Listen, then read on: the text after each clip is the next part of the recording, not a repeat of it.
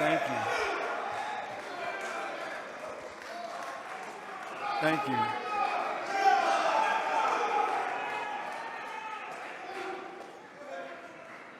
Thank you.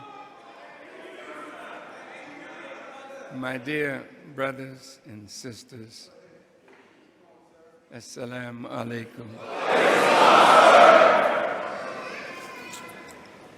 In the name of Allah, the Beneficent, the Merciful, I bear witness that there is no God but He, the One, the Incomparable, the Mighty, the Wise. We thank Him so much for the privilege of coming to birth in a book of truth, the universe, created by Him for the benefit of every soul that walks or comes to birth on this planet. There's so much for us to learn. It is a shame that so many of us leave the earth not having learned what the Creator intended for us to learn.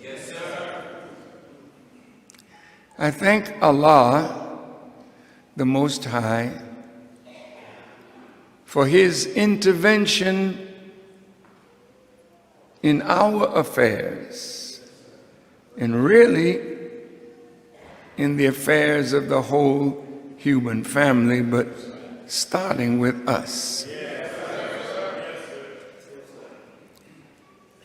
That He would not send a prophet, He would come Himself. Come out of His hiding place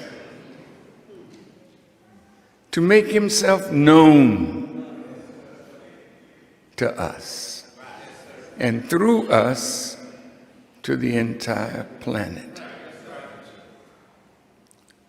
Why wasn't God known? The Honorable Elijah Muhammad taught us that since the deportation of Moon, the splitting of the moon from this part that is called Earth, said 66 trillion years ago there was only the planet Moon.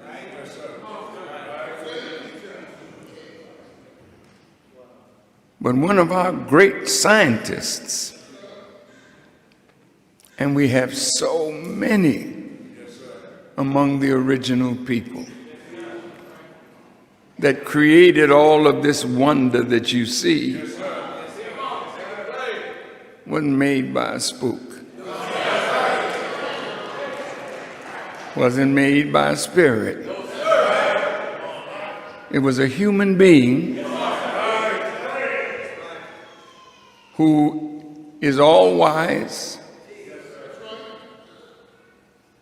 omnipresent, and does as He pleases.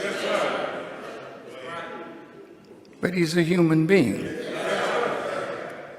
How could you and I be made in the image and likeness of God, and we are humans with brain capacity to master what God has created for us to master? We are so far from the way we once were in terms of the power that we exercised before coming on a westerly course into what is called the United States of America. You were a different kind of people.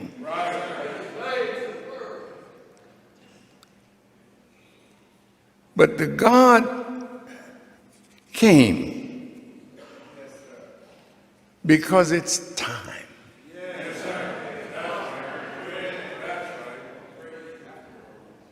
People have worshiped some of everything for God. That means they know someone was responsible for all of this.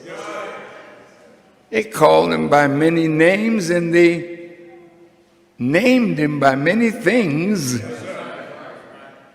And they worshiped many things thinking they were worshiping God. But he came.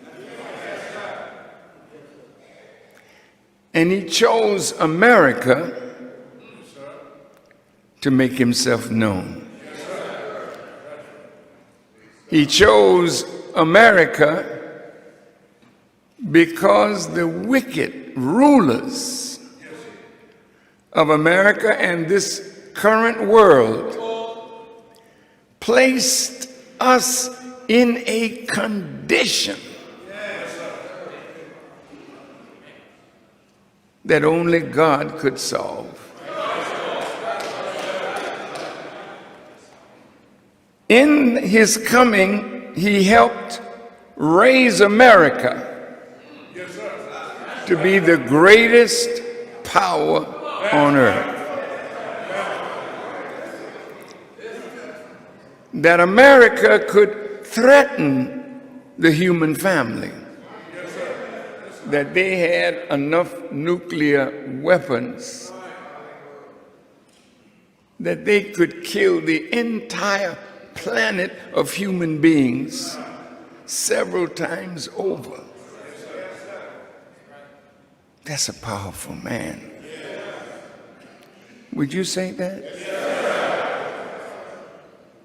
He's a human being or a reasonable facsimile.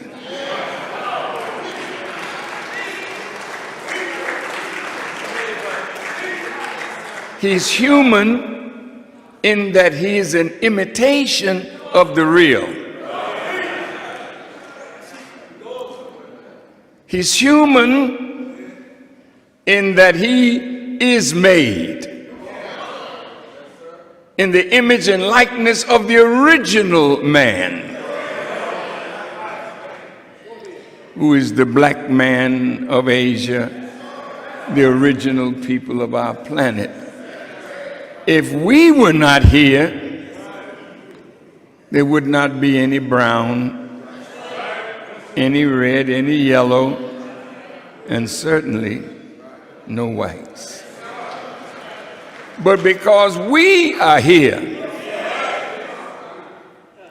he has always been among us. He chose the best part of the planet for us.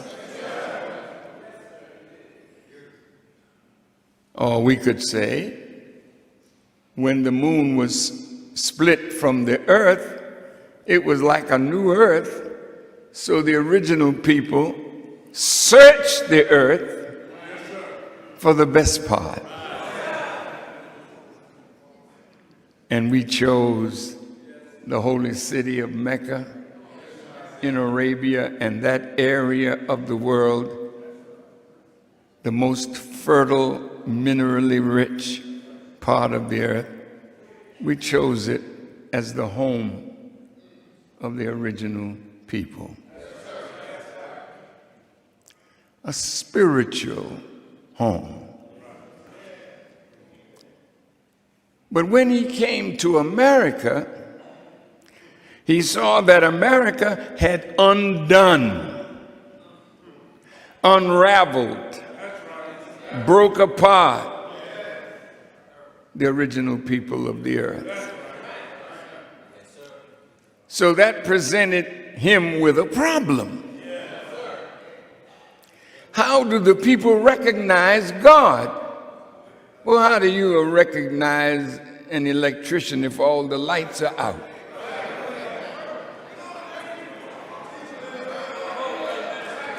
Man comes and does something that only an electrician can do, And you say, oh, the electrician is here. How do you know? All the lights are on. Well,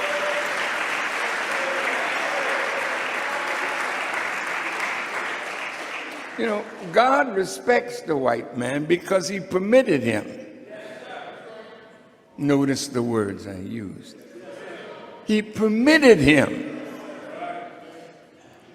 gave him form and expression, and gave him a limited time in our infinity of time to rule for 6,000 years. But in that 6,000 years, this man has worked. And 9/10 of our planet is under his rule.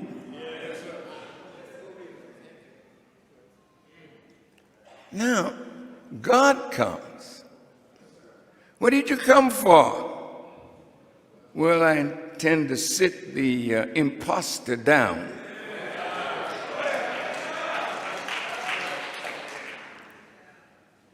And establish my own king on a throne.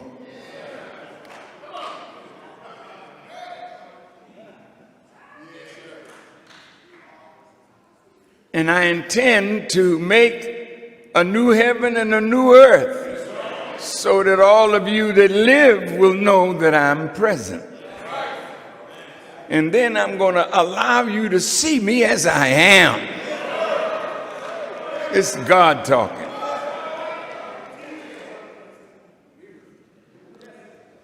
Will he be in this form? What other form?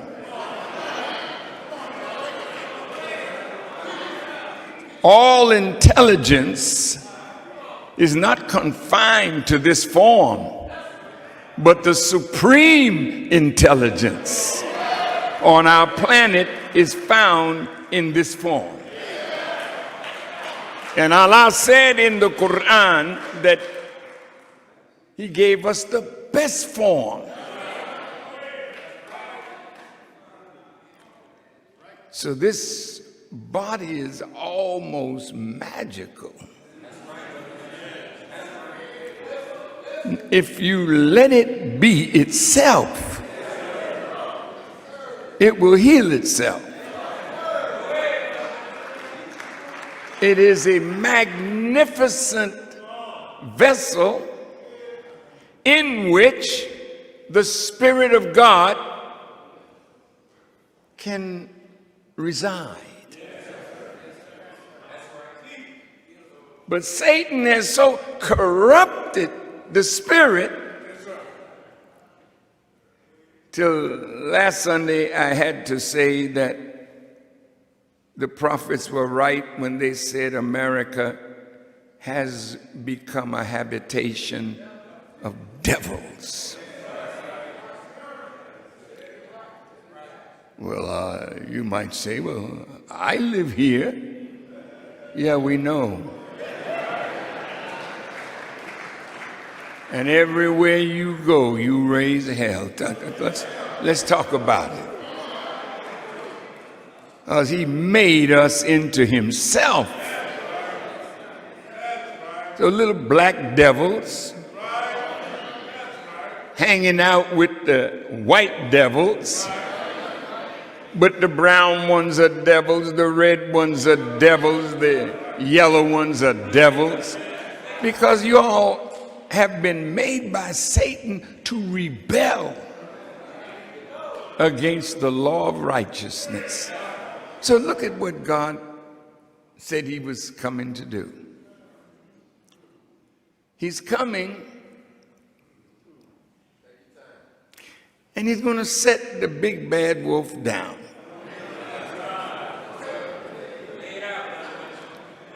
I mean, you mean he's coming? And this man got all this power. He got all this weaponry. And God, in human form, is going to sit him down. He's going to sit him down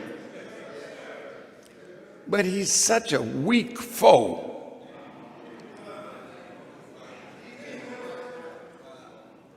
He's not personally going to do it because this would not give the world any credit for the Lord of creation to bother himself with this Johnny-come-lately to his planet. So here's the plan. Here's the plan.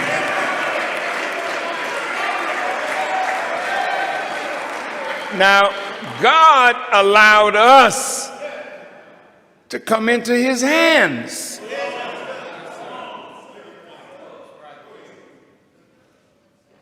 Have you ever thought, about God allowing the enemy to do this to us?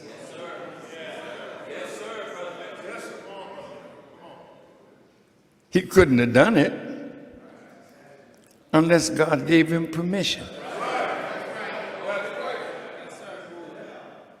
So if God gave him permission to rough us up like this, beat us down like this, turn us inside out like this, why did you do that, God? He said, just be calm. You'll understand it better by and by. Now here's how wise the God is. To show you his power, he comes. He has 3 hats on.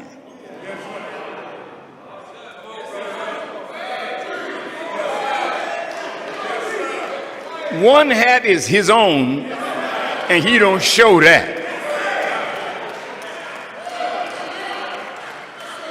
But he got hats for 2 men.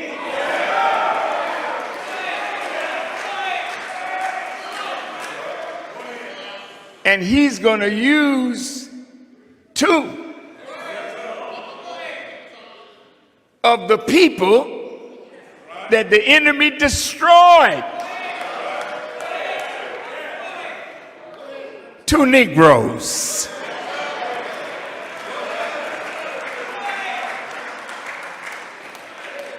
Two that were suffering on the plantation under white rule. They're whooping the hell out of us, not knowing that one day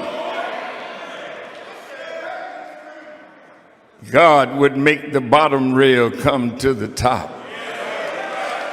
God would make the last become first. And God would take the tail and make it the head. That's why he came to North America by himself. They didn't need no help. He set the angels down. Y'all, cool out. I got this. The mighty God talking. I got this.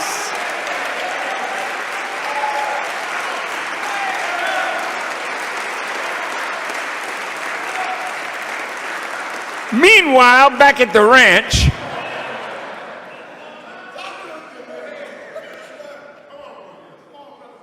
God sent prophets into the world. Some they beat, some they killed, some they imprisoned. But they were prophets warning the rulers, is a day coming that you're going to have to reap what you have sown. Now, white folk, when they doing us evil, they already knew something about our future. Some of you are Masons, Shriners, studying the secret wisdom of God in your lodges. But your lodge is a little different from the white folks' lodge. They allow you to have what they were given by Muhammad, the prophet. made them study from 35 to 50 years before they can call themselves a Muslim Shriner or a Muslim son. And some of you don't even want to be a Muslim, though that's what you are. I don't care what you call yourself. You can call yourself anything, as you have done.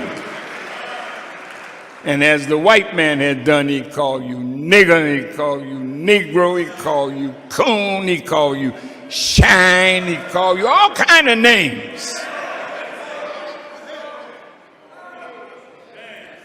But your real name is God.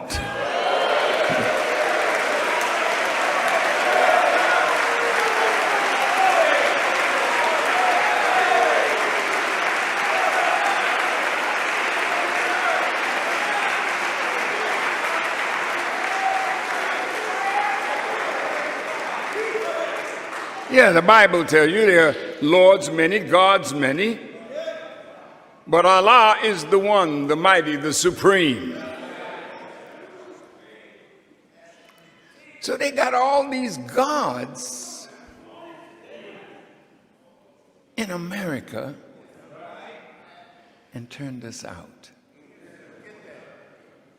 So anything that the white man is and is about and permits, he let us into it. You know how you do when you have a hit record? Only the white man can help you make a hit now.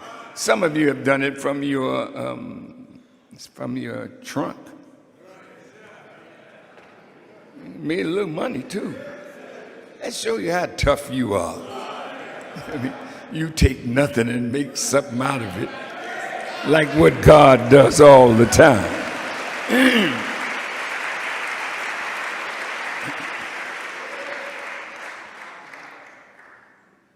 So God says, yeah, I'm going to take the bottom rail,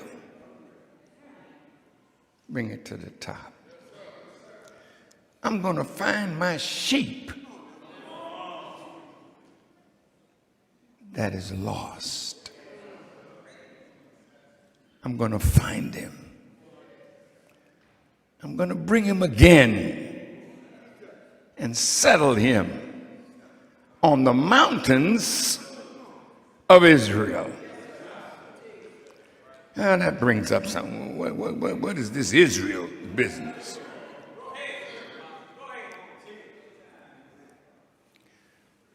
Jacob was a pretty tough fellow in the Bible. He wrestled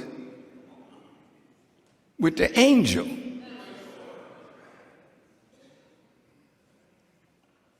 And he won. So God knew he was going to win because he was going to permit him. You know how you know the cards so well, you play it and then you let your son beat you in checkers or beat you in chess. And when he gets a little chesty, you know, you have to show him, Daddy's the winner, baby. Have fun while you can. So the white man had us all bamboozled. Can you see yourself in the old movies? Yes, sir. Yes, sir, boss. Yeah, yes, sir.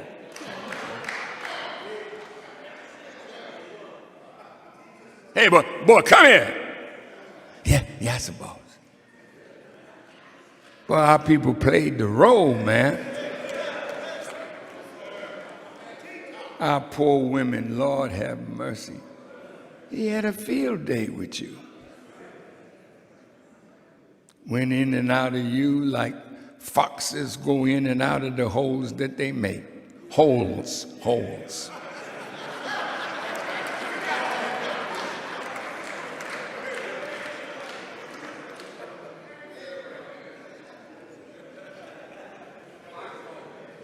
And we got children like this. Children like this beautiful black sister down here. Children with hair so nappy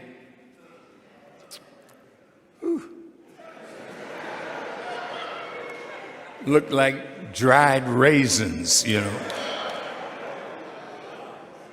Then you got some curly-headed ones, and even little straight-haired ones. So he made us all up into himself. And since the Honorable Elijah Muhammad said that God said he's the real devil. Now wait a minute if I can. Yeah, the only reason you in hell is because you with the devil. The devil is the master of hell, and you didn't know it, maybe, some of you do, that you one of the devil's helpers and soldiers. Not me. I'm a disciple of Jesus the Christ. So you say. So you think. The master deceiver has made us think that we are followers of Jesus Christ.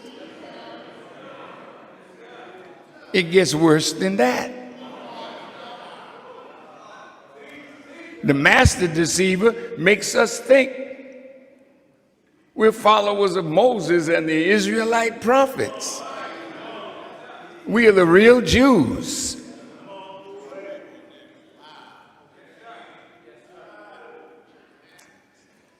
But to put the icing on the cake, Satan took over Mecca.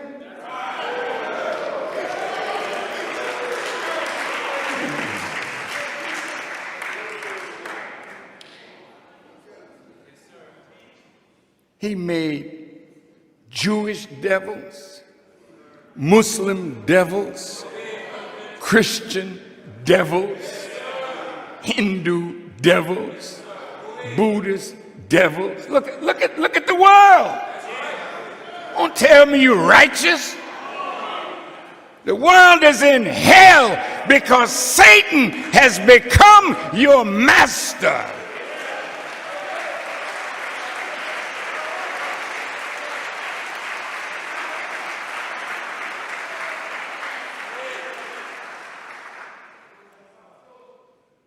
So God shows up. He comes without observation, like a thief in the night.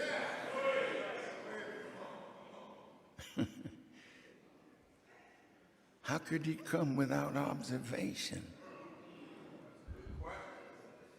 There's an old saying, prepare me a body that I may go down. Well, a body was prepared that looked like him, but was not him. He had a white mother from the Caucasus Mountain and a jet black father.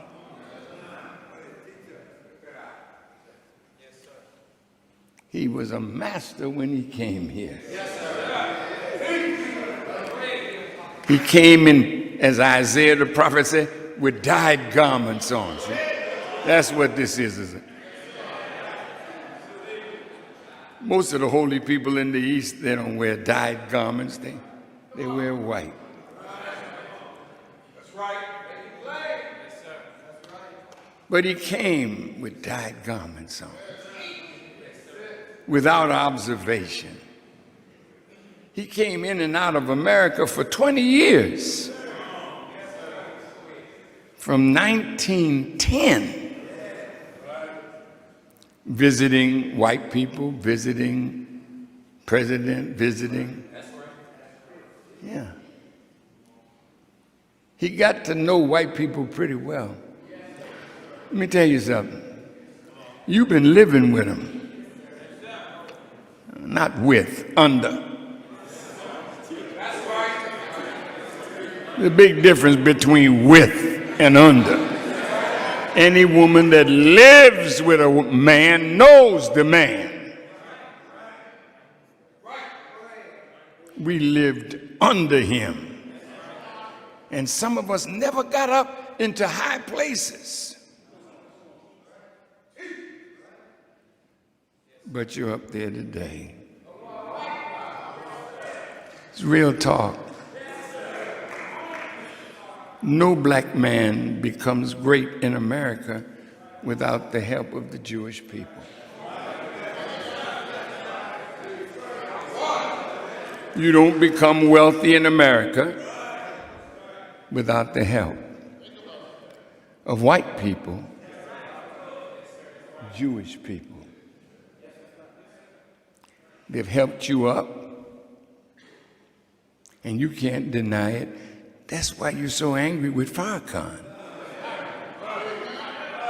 I wonder what's wrong with Farrakhan. Always talking about the Jewish people. Like I'm some sick man.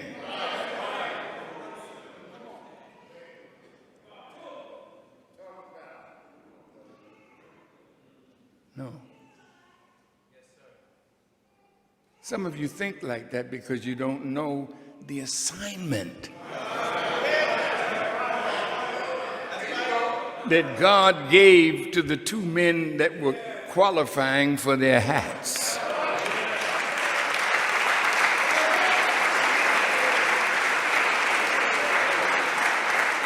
Now, the Bible tells you many are called, but only a few are chosen. But it seemed like Elijah Muhammad had a class full of giants. Because you study under him any short amount of time. To this world, they call you a heavyweight.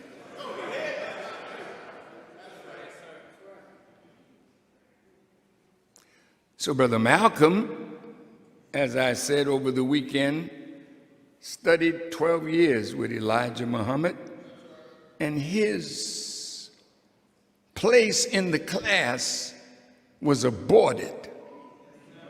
He was aborted. I don't know whether you've ever seen an abortion. It's not a pretty sight. Because an abortion is when you don't let a thing grow to term.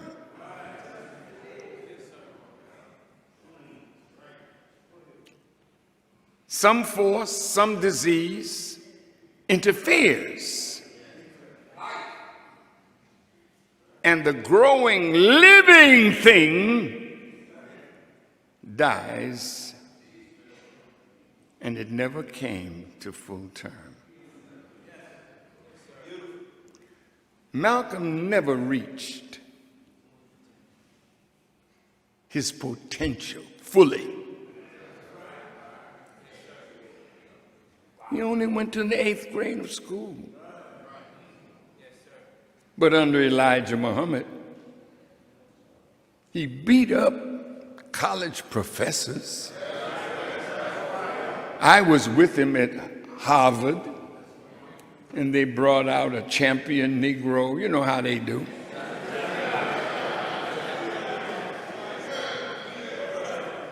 And they sicked their champion on Brother Malcolm, and he ate him up for lunch and spit the bones out for some other hungry people to eat.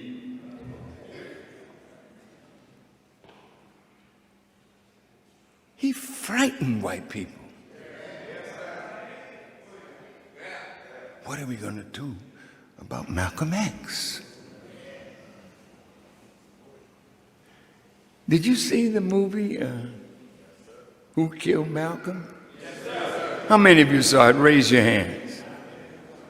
Yeah. If you haven't seen it, go see it. Interesting study.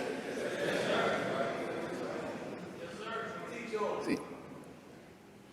Brother Malcolm, when you watch him teach, the ears of black people, I'm talking about the common black man, was open for Malcolm. More so than Dr. King, more so than any of the civil rights leaders, because black people were angry and fed up with white folk, so they needed somebody to wake them up and Malcolm's voice was the voice of Elijah. And something happened. You know, when I was a young Muslim, listen to this. I gave up my show business and got a job in the garment section of Boston, Massachusetts. And I was a little fella, and the Jewish person who owned the business, I was just eating one meal a day. So one day she came to me and said, Louis, are you trying to develop a hernia from picking up these bolts of cloth so that you can sue us? See, the devil is always looking for somebody that's going to do some harm to them. And this was a strange Negro, because I didn't eat all day. And there was a Jewish man that used to cut the fabric on the table after I brought the big roll of fabric. One day, there was a black man that they called Snow.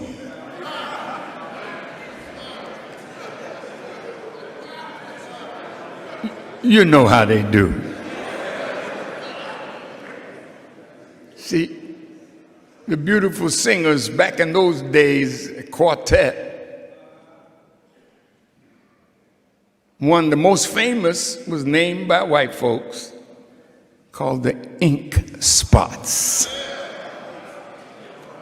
Yeah, man.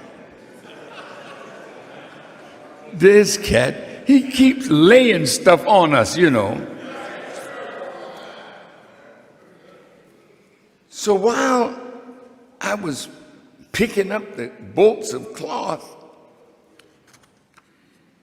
my Jewish co-worker had a conversation with me, and he said, you know, you're very smart. Listen, you could be the leader. I'm just in the nation a few days, and this man is telling me that I could be the leader because I seem so smart. And that's the way the devil creeps up on your ego and makes us think we are more than what we are, and then we try to show out and get busted.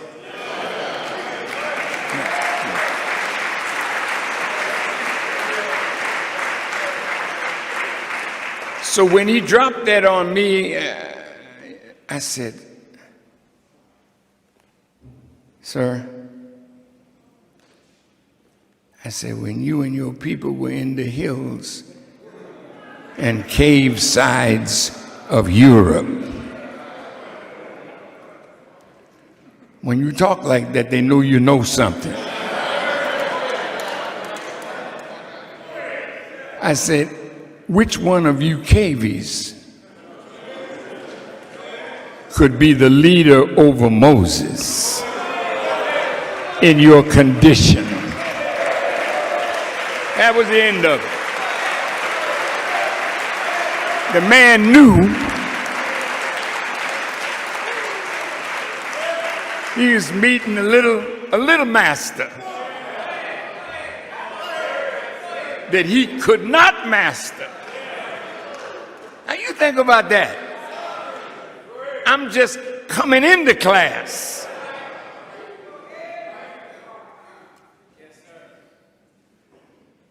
The IRS came. We want you to come downtown. Sure. He said, We haven't seen any report on your income. I said, oh, I don't have any income.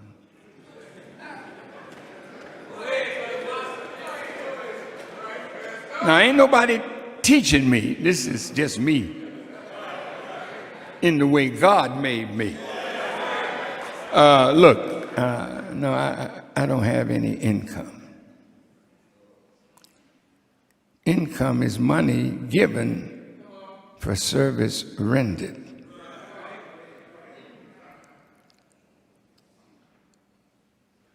I said, my job is making the blind see, making the deaf hear, the dumb speak, and raising my dead black brothers to life. You ain't got enough money to pay me for that. Listen. So God promised me a reward. So if you're still around, when I get my reward, maybe you can try to tax that. Get out! That's the wisdom of my teacher. And they trying to abort me from such a class as that. Y'all all right?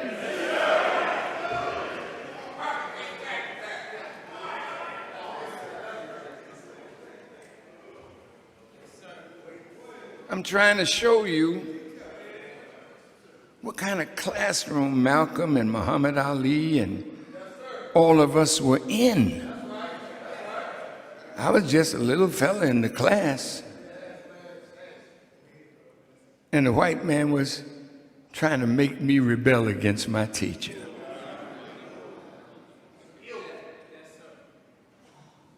So when Brother Malcolm didn't follow the instructions of the teacher, who told him, no, President is dead, don't make any statement about it.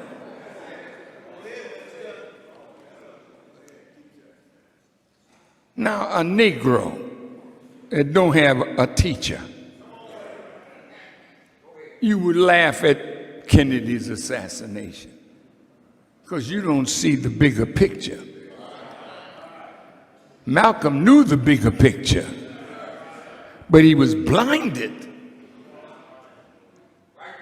by his own feelings that he could handle it. Well, it's a case of the chickens coming home to roost. And I'm never sad when chickens come home to roost. In fact, I'm glad. Next day, same night, Malcolm X, the heir apparent of Elijah Muhammad and the black Muslims,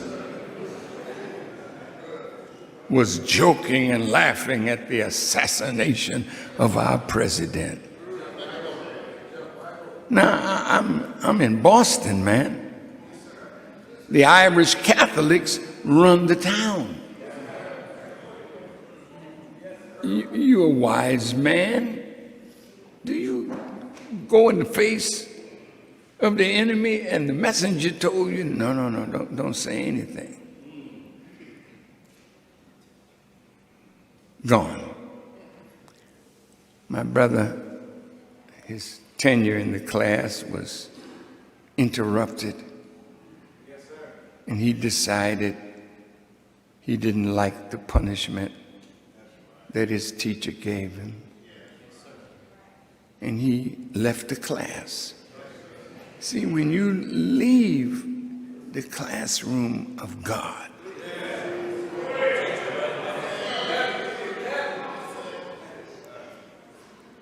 then you flunk life's lesson. Then death follows. Teach it, brother minister. That's right. Muhammad Ali shocked white people. And you loved him because he had the strength and the courage to challenge white people. You know that.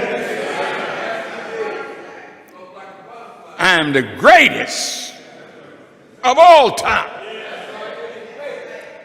With his handsome, braggadocious self. Then he would tell them what round they were going to fall on and knock them out in that round. See, only God could speak like that. Well, I'm going to take you down in 2. And when the dude goes down in 2, he said, damn, this man knew what he was going to put on me. And see, Malcolm and Muhammad, we were practicing gods.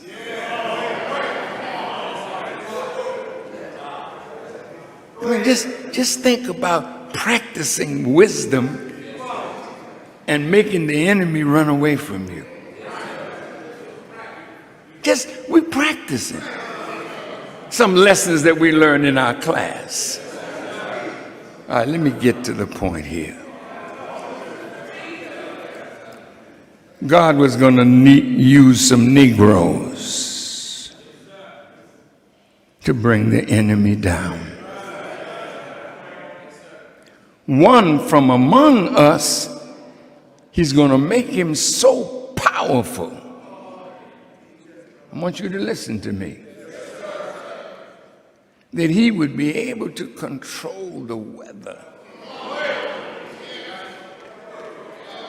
See, God does that all by himself. But he's going to take a Negro and fix it. You see, man, come on, stop lying like that. See, that's how little you think of your potential.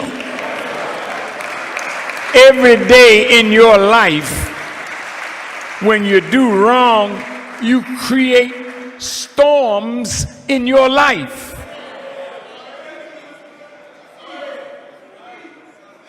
You can't handle the storm that you created. All of this is a part of God's preparation of those that he would use to raise us up and bring the enemy to a naught.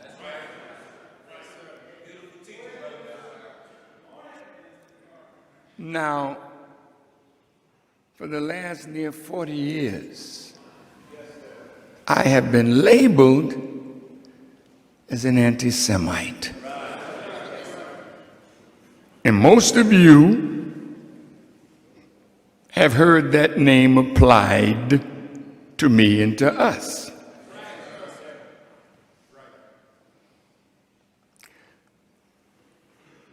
They called me in, invited me to dinner, and I invited them to dinner. Top Jewish scholars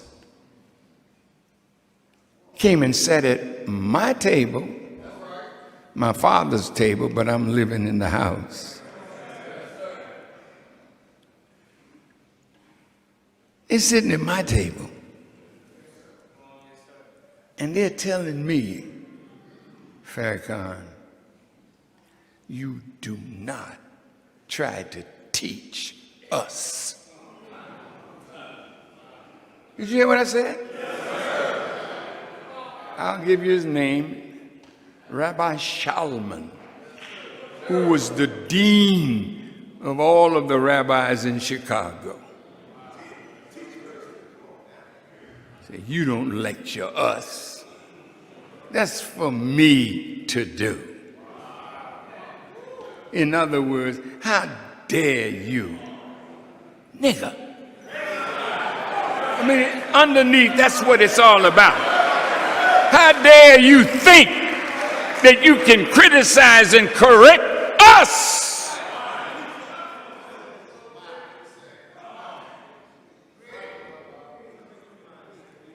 So I looked at the rabbi. I said, Rabbi, there was a rich man in the Bible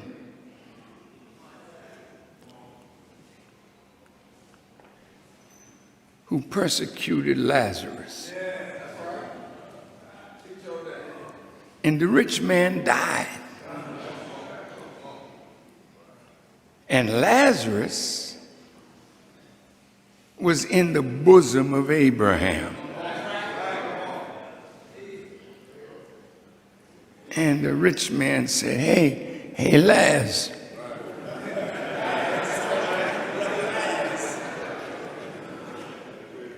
Could you come down and put a drop of water on my parched tongue? Abraham wouldn't even let Lazarus speak. He said, there's a gulf between you and him, and he can't come to put no water on your tongue. Now the rabbi knows the parable. He had some brothers. He said, well, could you let him go to my 5 brothers and give them some water? Because evidently the whole family was catching hell. And Abraham said, no, he can't come to your brother or your brothers. I said, you know, Rabbi, are you telling me that if I came from God with a message for you, that you would reject me because of my color and the wisdom that is in my mouth is for your salvation?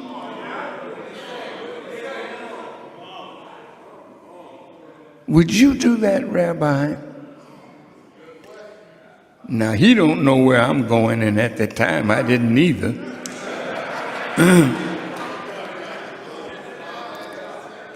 But now let's look at it.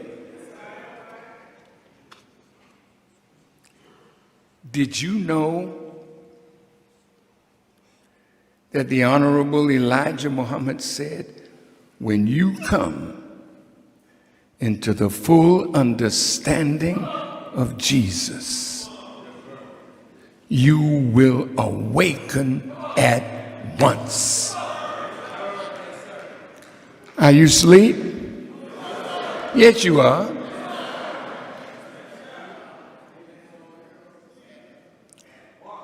You have a degree or two of consciousness, but don't get it twisted. See, God don't sleep all day.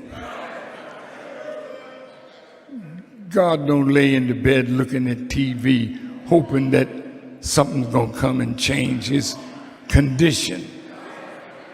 You understand what I'm saying? The rabbi would not accept wisdom from me to correct his people because of the color of my skin. Now, the name of this subject is Jesus is the key.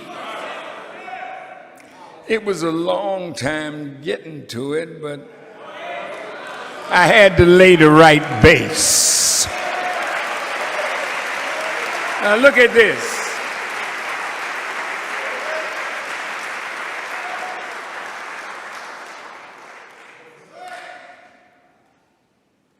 Muslims and Christians argue.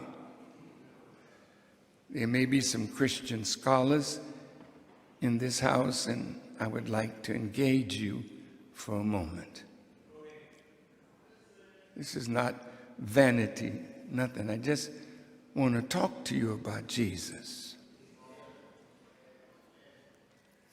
Say, wow, if we knew the history of Jesus, the truth of him, we would awaken at once.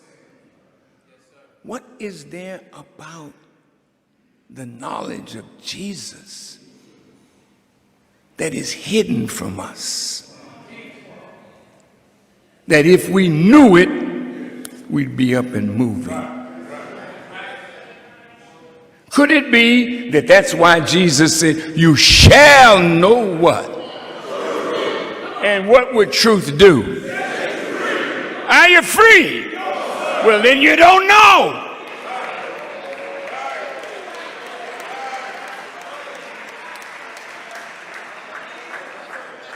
So the Bible, Paul talking, how can they know except they have a teacher? How can they have a teacher except he be sent? White folk ain't sending you no teacher to free you from their grip.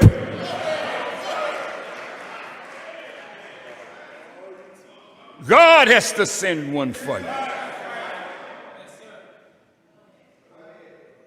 Did you know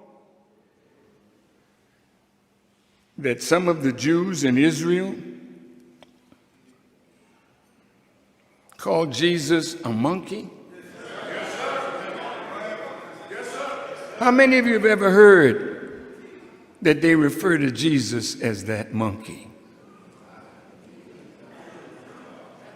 That means y'all got some studying to do.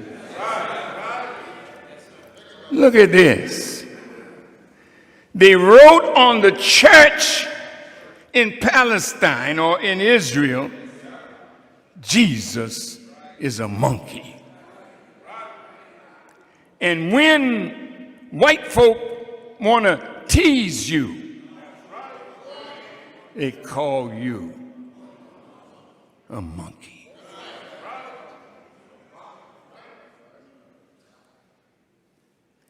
Jesus had a hard time among them. Listen to these words. When Jesus, these are words from the Honorable Elijah Muhammad.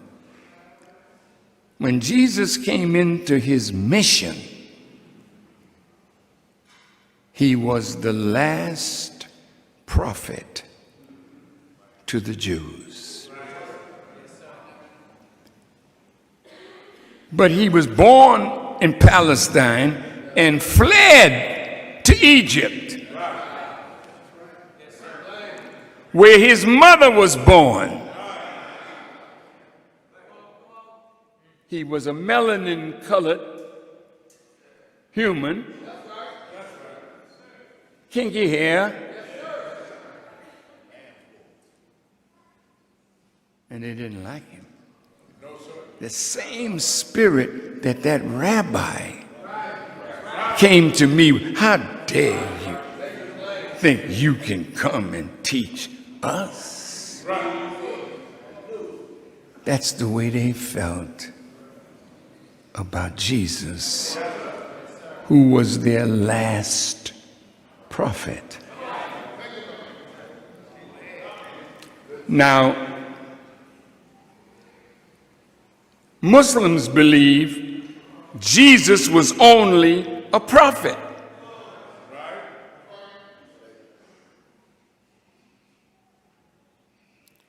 Christians believe Jesus of 2,000 years ago was in fact the Messiah. So on those 2 points, Son of God, all of that kind of talk, Muslims and Christians disagree.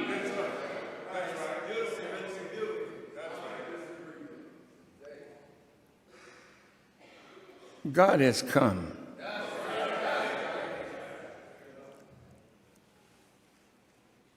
to clear up the differences and help us to understand why we are really one. I'm going to say it again. Why we are really one.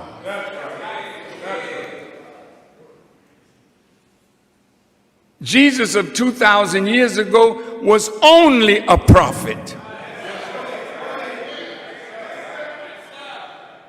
And when he thought that he was going to be the one to destroy the civilization of those to whom he was sent, and found out they had 2,000 more years on our planet. He was, as Paul said, a man born out of due season. So Jesus, my brother,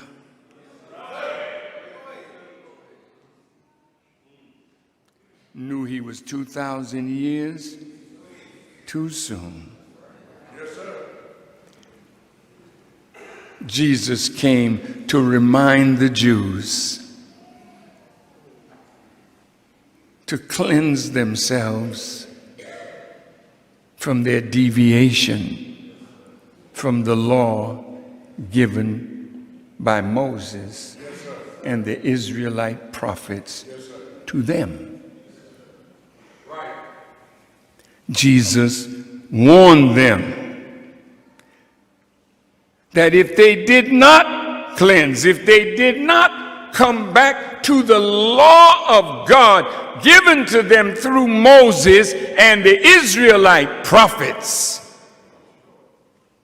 then 2,000 years in the future, they would meet their end.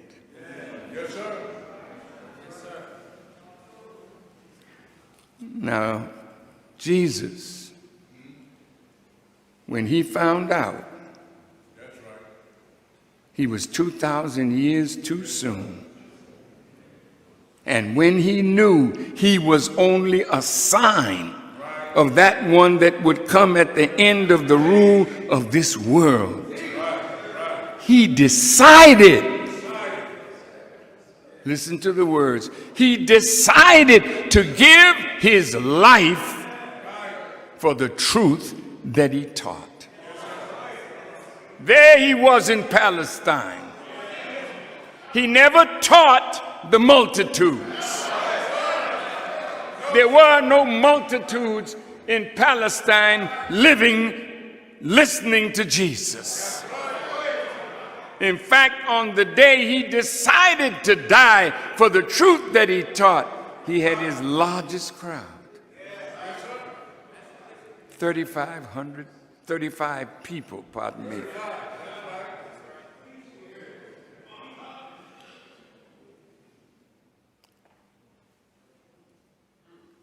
Jesus didn't run from the enemy. He offered his life.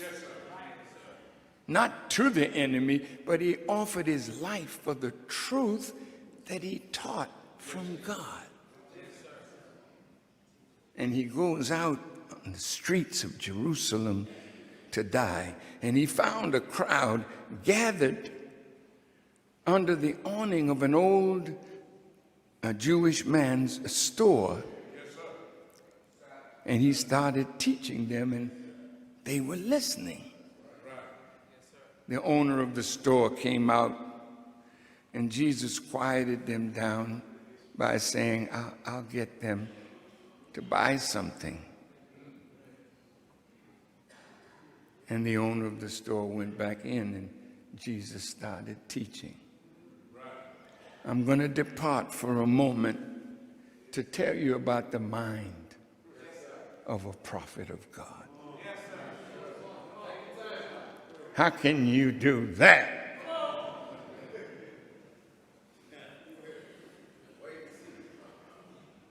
Because I'm one of them.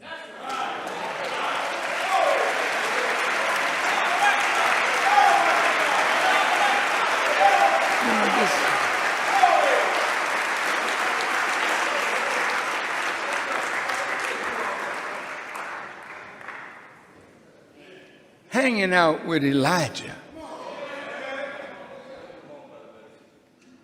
a prophet becomes a low line of what he brings his students to.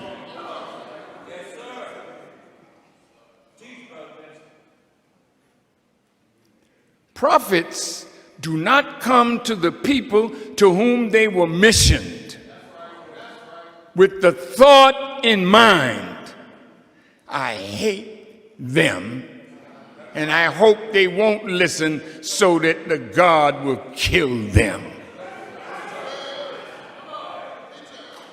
See, if a prophet hates the one that he comes to teach and warn, he's weak as a teacher and does not represent the mercy of God in his prophetic mission and message.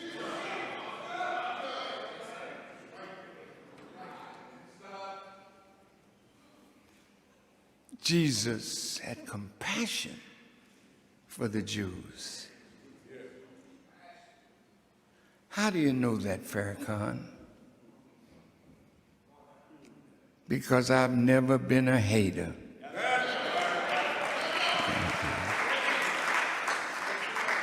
Of the Jewish people. In all my conversations with them,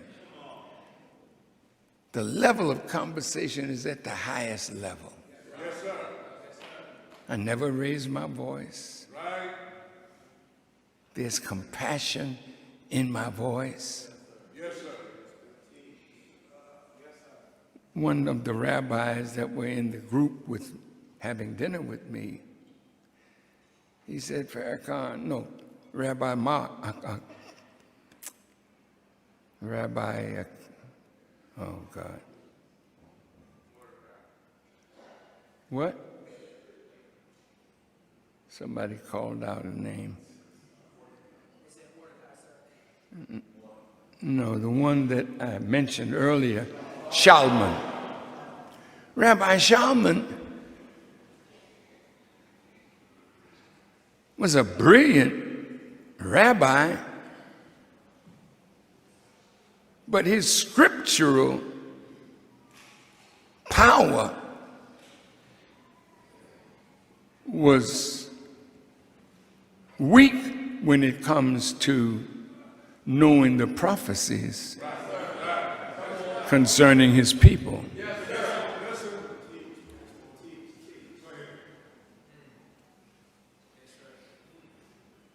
The rabbis wanted me to bow to them. I mean, just think about this. They gave me a set of principles that they wanted me to live up to. And they would clean up my image.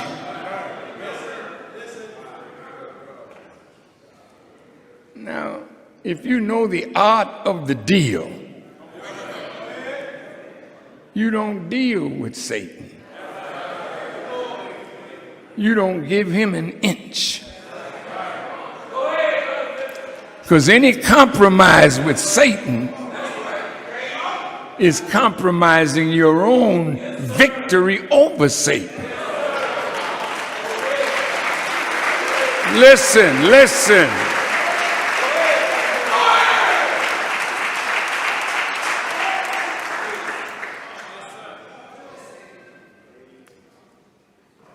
One of the Jewish men said, Rabbi Shalman first, would you come before the board of rabbis?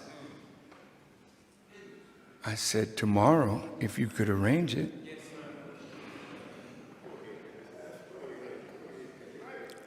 Another rabbi said, would you come to the synagogue? I said, tonight, if you could arrange it. And Rabbi Shalman said, wait, slow down.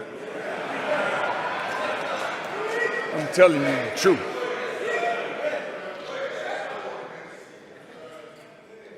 I invited the rabbis to come here, stand in this pulpit, and talk to those who are with me. He said, well, I can't do that. It would send the wrong signal.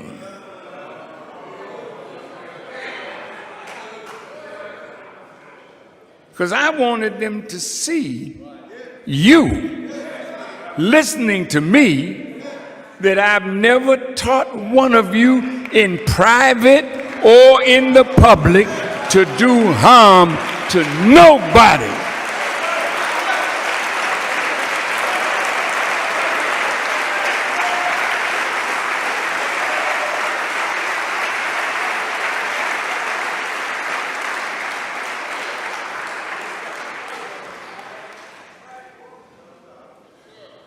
So when I said I was anxious to come to the synagogue and to talk to the board of rabbis, they closed that down right away.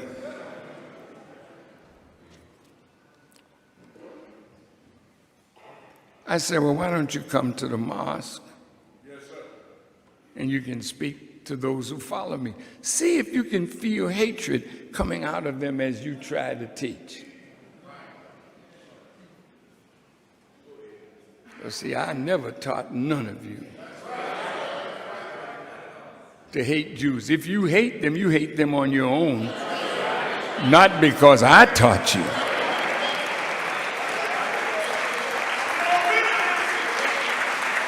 Now look at this.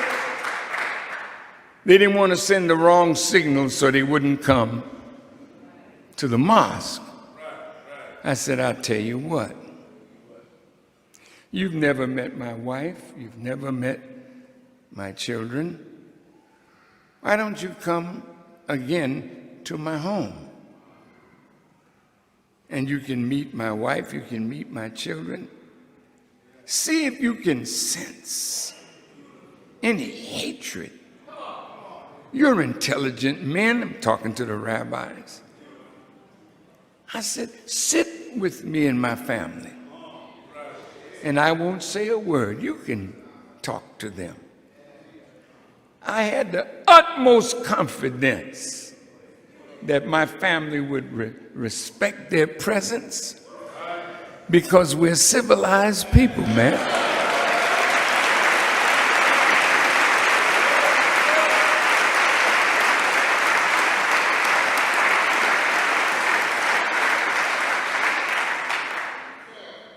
I said, you're sensitive. You know when people hate. You can feel it. Do you know the musicians called Coldplay? How many of you have heard Coldplay? Raise your hands. Oh yeah, you all know. The leader of Coldplay is Chris Martin. He came to my home. He wanted to hear me play the violin. You don't come to my home and I'm entertaining you. When you come into my home, it's like coming to God in the mosque. You come to be taught. Look,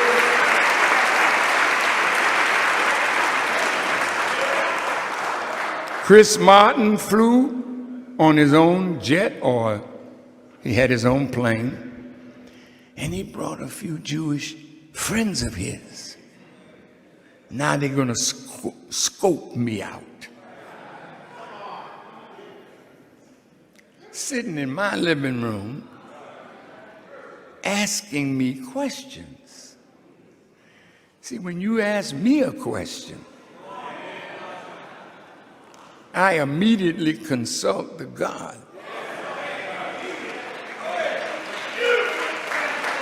Wait. You ask me a question? I'm listening. By the time you finish the question, God has given me the answer, but He's also let me know your motive for asking the question, so I can answer your question and address your motive. Ask any of them that come to me and ask me. Now, what I'm trying to tell you is Elijah Muhammad prepared a young man to become God enough to challenge Satan and defeat him.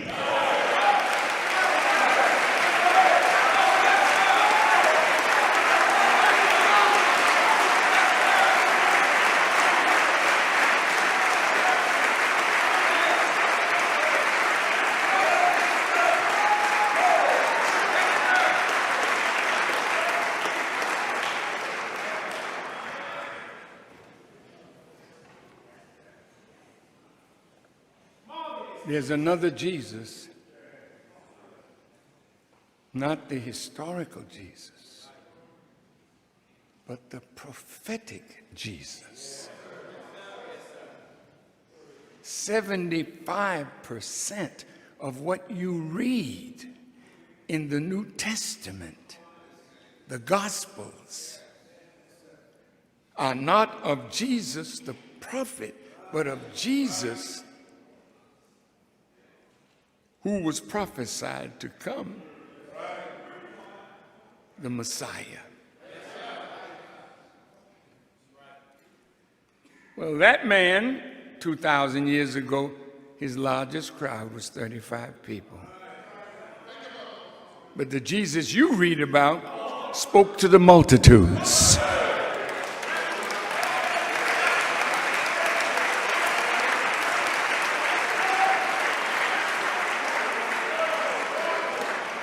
J. Edgar Hoover, like Herod and the rest of the demons, knew who they were looking for. And they were looking for a black Messiah who could unite our people, especially the nationalist community.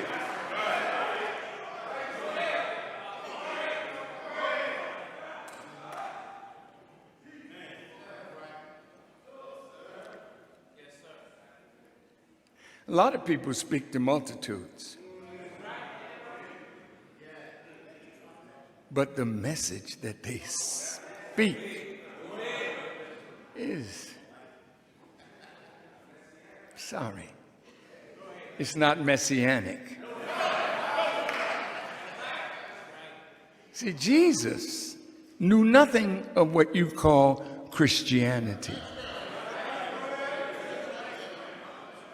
He never preached Christianity. My teacher taught me that Jesus' teaching was freedom, justice, and equality, which is what we teach today. Could it be that the Jesus you're looking for is hiding in plain sight? Could it be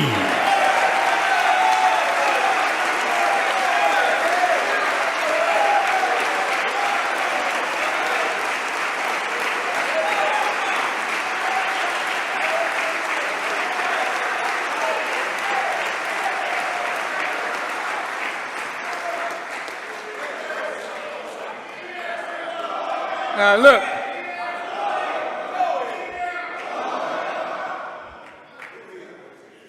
look, brothers and sisters, if I spoke this 40 years ago, well, I couldn't speak it 40 years ago because I didn't know. I knew enough to get started. And when I say get started, meaning on this journey. Now look at this. While he taught me of Moses, he taught me of Aaron, he taught me of Elijah, he taught me of Elisha, he taught me of Abraham, he taught me of all these great ones. And then he said, like David, in the 40th Psalm, I think it is, it reads, "And lo, I come in the volume of the book." of the book. I'm not on a page. I'm in the whole volume of the book. Now, wait a minute, calm yourself down. Now, we're about to get up in the stratosphere, baby.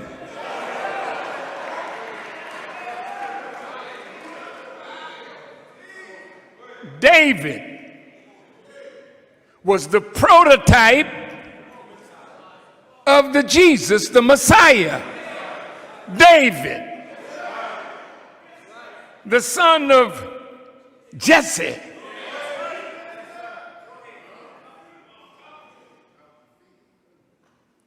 Out in the field, teaching the sheep. First time Elijah Muhammad laid eyes on me physically in his presence, he came over to me after dinner and he said, "Brother, you remind me of David."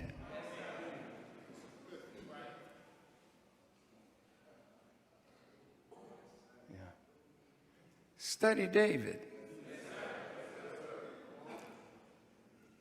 Messenger said to me, he taught me about Moses, he taught me about Aaron, he taught me about Jesus, only a prophet.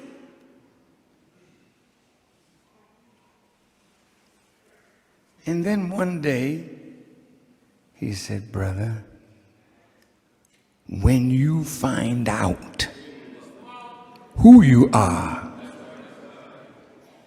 you're going to have to struggle to hold yourself down." He knew all along who his student was. So he was gently guiding me to the reality of who I really am. And none of you will be successful in teaching until you know and preach who I am.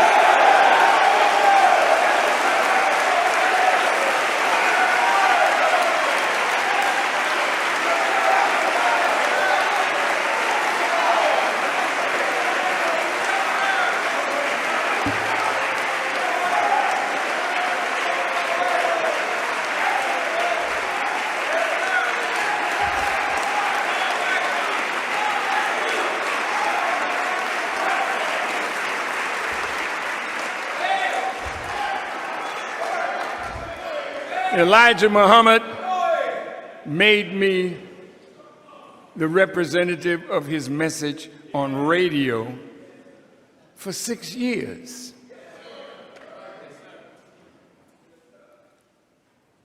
And one day, he called me on the telephone.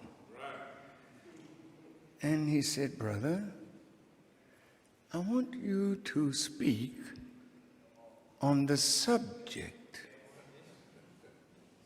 upon this man will I lay the key."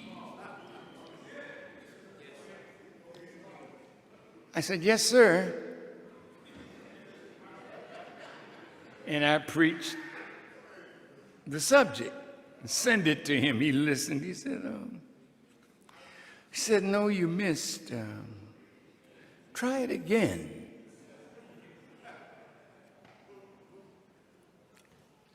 Second time he listened, he said, "No, you missed again. Try it one more time." On the third time, I thought I was getting close. He said, "You missed it again." He said, "But go on to the next subject." See, you can't give a man something to eat if on that point he ain't hungry.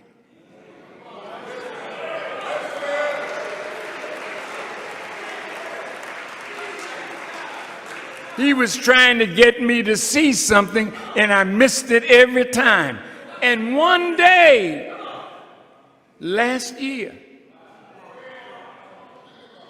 I came to the National House,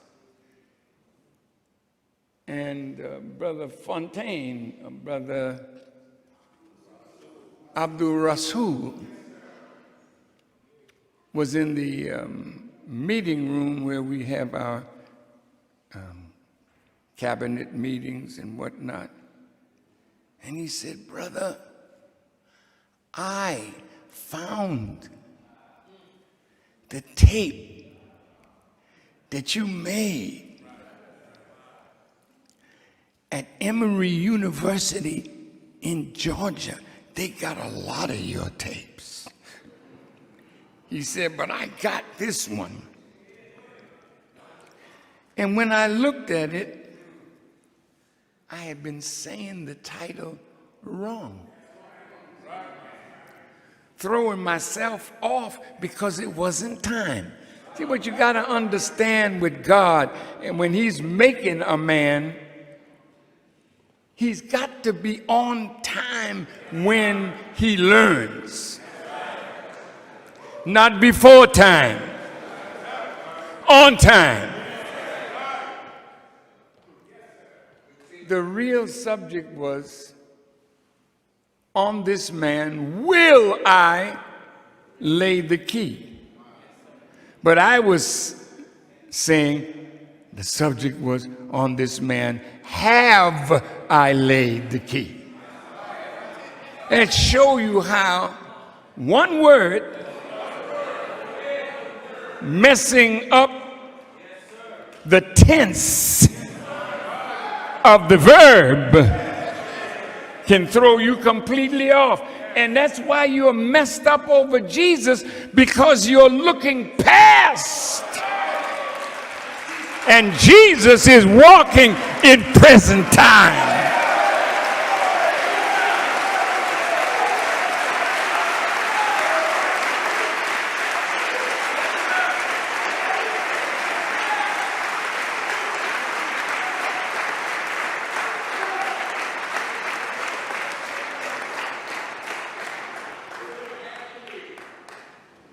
Just bear with me a few more minutes.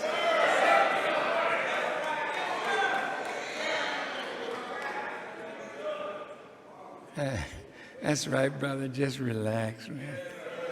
You are at home, brother. It's your house. But listen to this. Now remember, I don't know who I am. He told me I remind him of David.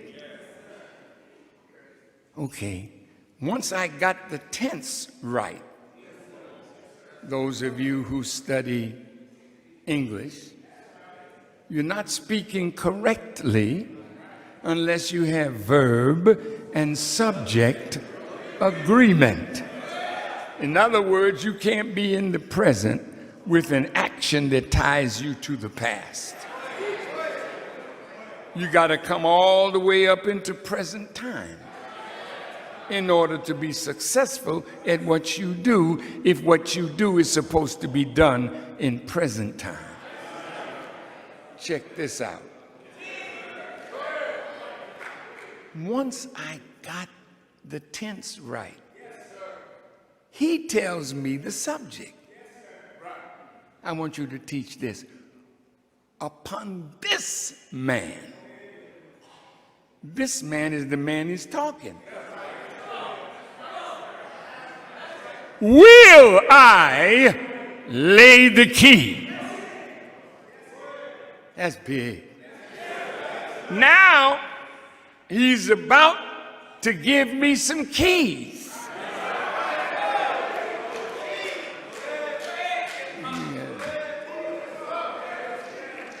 But evidently I wasn't ready to receive them. Now you read the Psalms and you read David and you read the kind of key that God gave David. See, the key to the house of David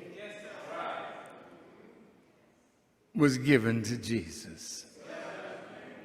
On this man will sometime in the future. And what he opens, no man can close, and what he closes, no man can open. Now, I could read that all day long. It wouldn't mean nothing to me, because I don't know David, and I'm learning about Jesus, and so, yeah, okay, you're going to lock people out.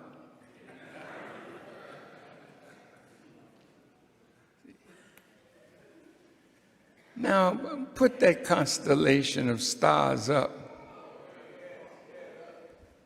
that you had up last week with my teacher and me in the center of the prophetic community. You see it? Hey, those are the worthies of God. But look who's in the center. Look who is in the center.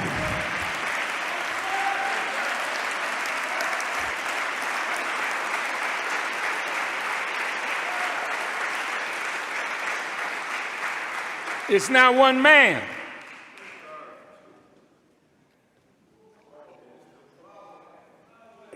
It's two men who act as one.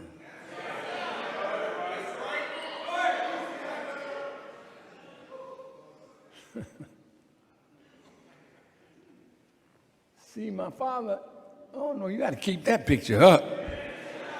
Oh, it's over there? Thank you. Keep it on the big screen. They know what I look like.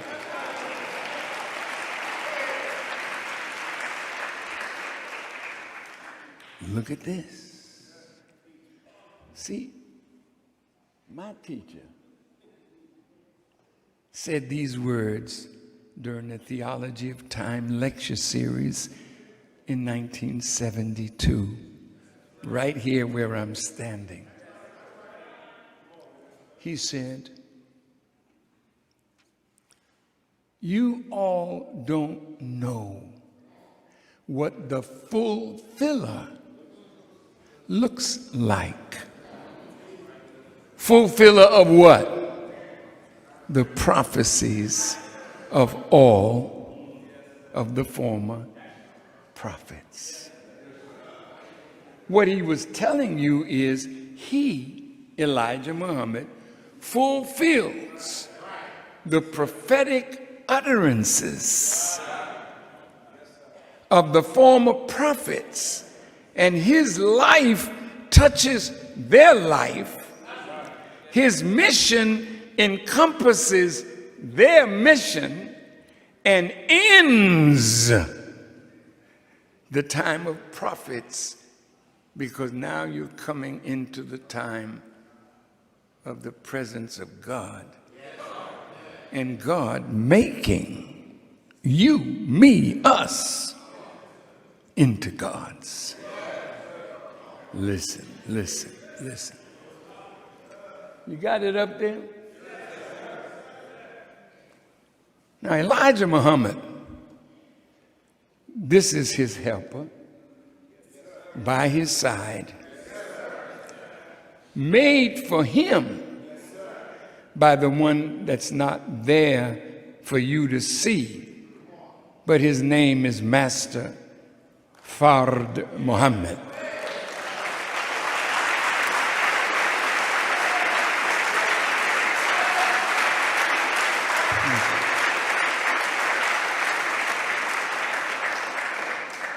Jesus is the key. Once you have the key, you can open doors that may have been shut to you, and you can close doors. Now, Jesus closes the door on prophethood. Not Jesus the prophet, Jesus the Messiah. He's not yesterday. he's today. He was a man of color yesterday. They rejected him and called him a monkey. And the Jews went astray.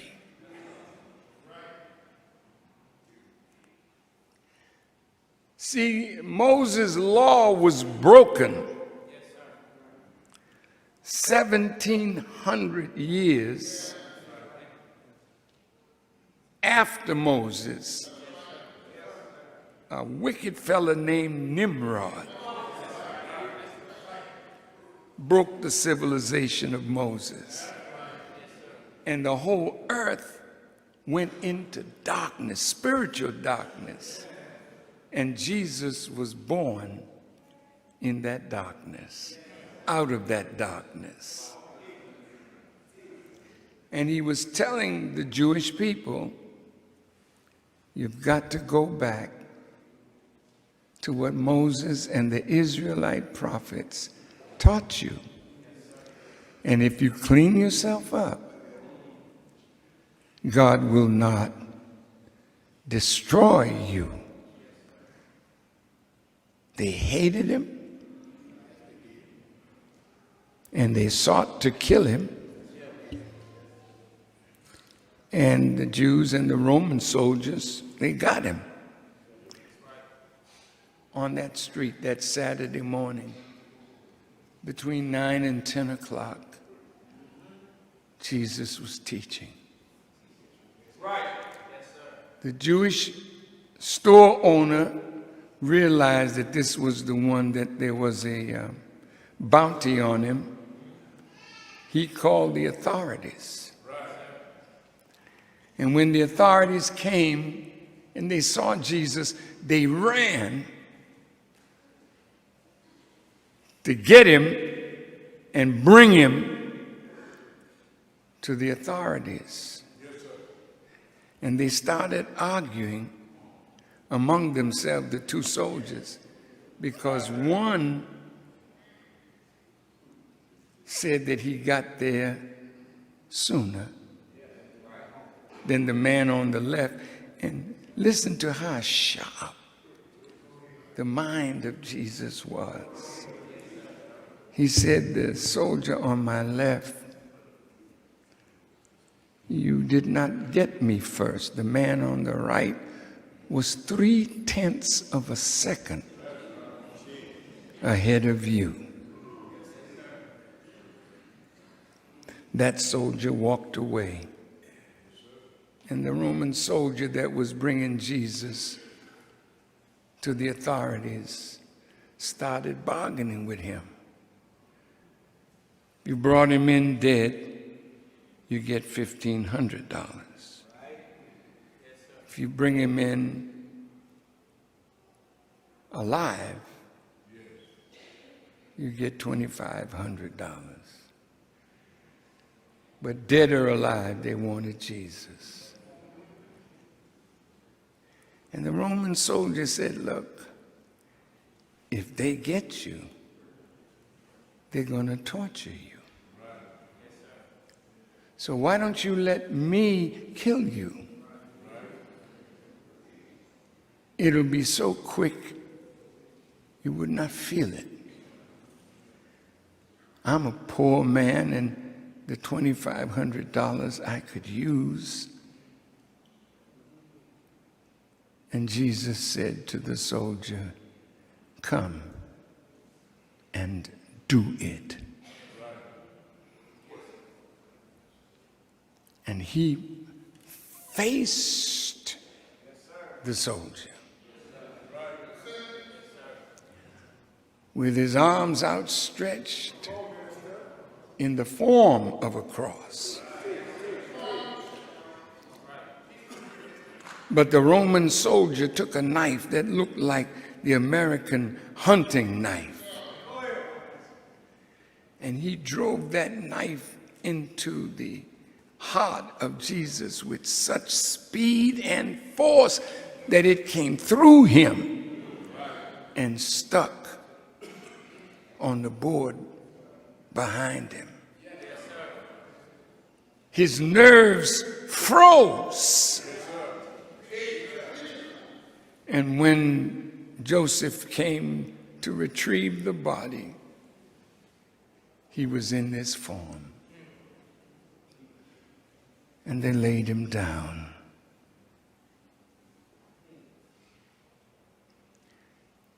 The reason I love Jesus so much, and of all the subjects and histories that the messenger taught me, I taught the history of Jesus, the best of all the histories, not knowing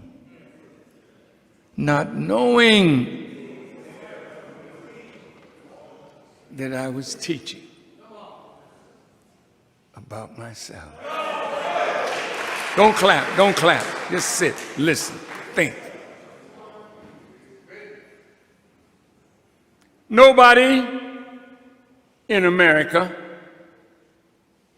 in the world, has attracted the anger of the Jewish people more than who? I don't want you to be afraid to say it. See, it is I. I've never hurt one Jewish person in my life. I've never told any one of you to harm one of them. My mother grew when I was growing up, working at her sewing machine and cleaning the homes of Jewish people. My mother never came home and told me one negative thing about the Jewish people that she worked for.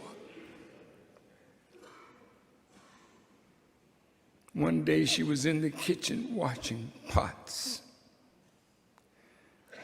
And I came on the radio in Boston, and the Jewish lady for whom she worked looked and listened. And she said, I wonder who that boy's mother is.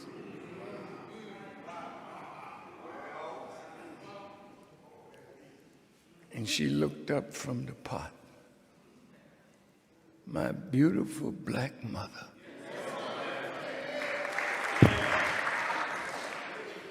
And she said, that's my son. I don't think she stayed working there too much longer.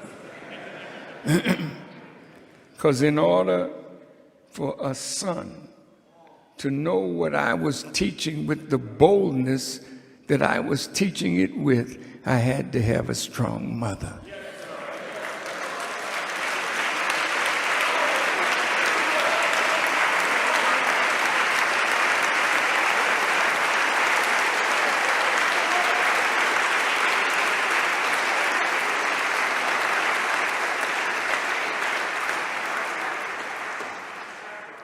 Now, those of you who have Bibles, go home, and in the 8th chapter of John, there's a controversy between Jesus and members of the Jewish community.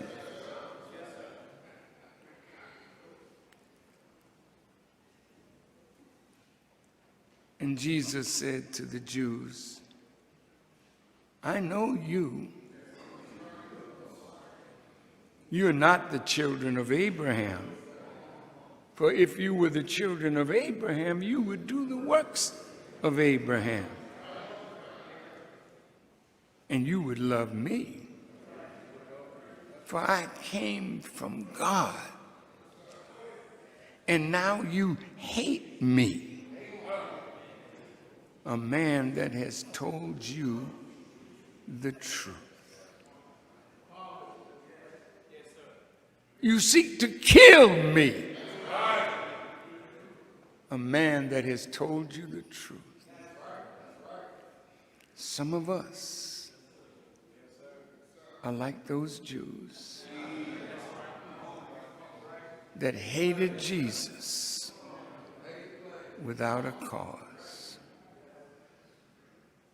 So when I was in that little chapel on the day that my brother Kobe was pronounced dead, when I finished my prayer and looked up into the eyes of Jesus, a black man on a cross, his eyes were like not fear, but he was deeply concerned about what he was looking at. And when I saw it, I exclaimed, Father, you know that I now know I'm looking at myself. How deep is your love?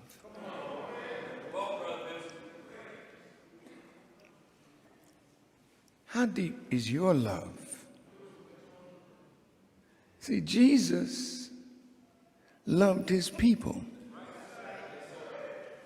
And the first thing I said to God when I learned that he had come and chosen a messenger,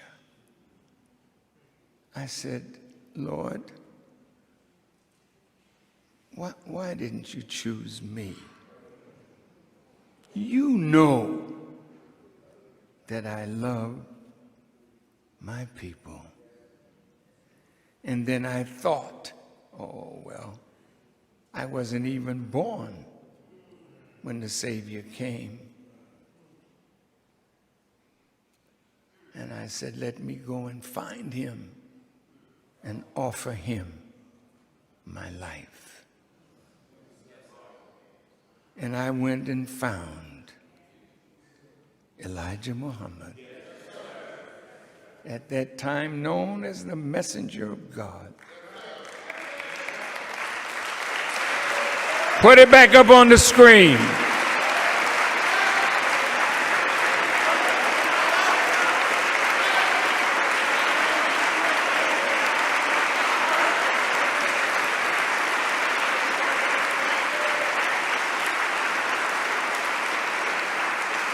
I offered him my life, and I stayed in the class. When I was 12 years in rebuilding the nation, I met the head of the Rabita, the Muslim World League in Mecca. He came to Chicago and he wanted to introduce me to 150 imams. I said, I would like that, but I would like to come to Mecca and meet with the scholars. I'm not thinking that I'm fulfilling scripture. Because when Jesus was 12 years old, he confounded the scholars.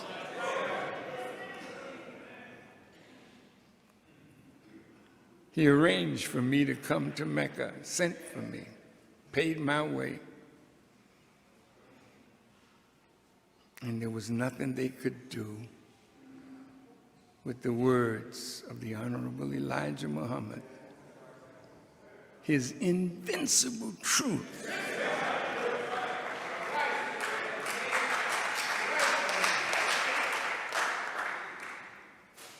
So they agreed to let me be, but they didn't bow down. But they could not defeat my arguments. You got them prophets up? Put them up.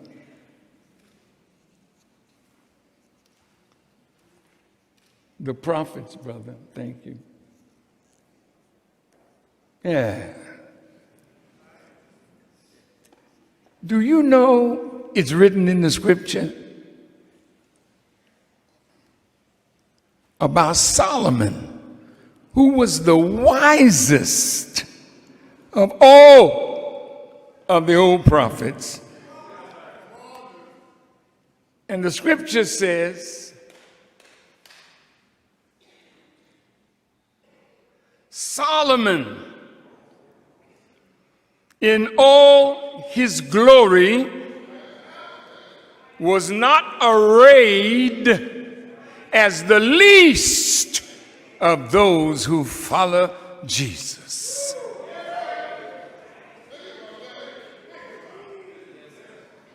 Solomon could not answer the questions in your student enrollment.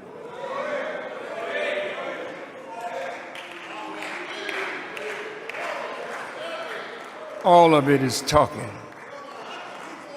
about us.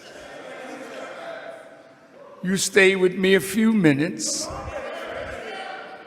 and your eyes come open. Things that you didn't know, you begin to find out, because I represent Jesus.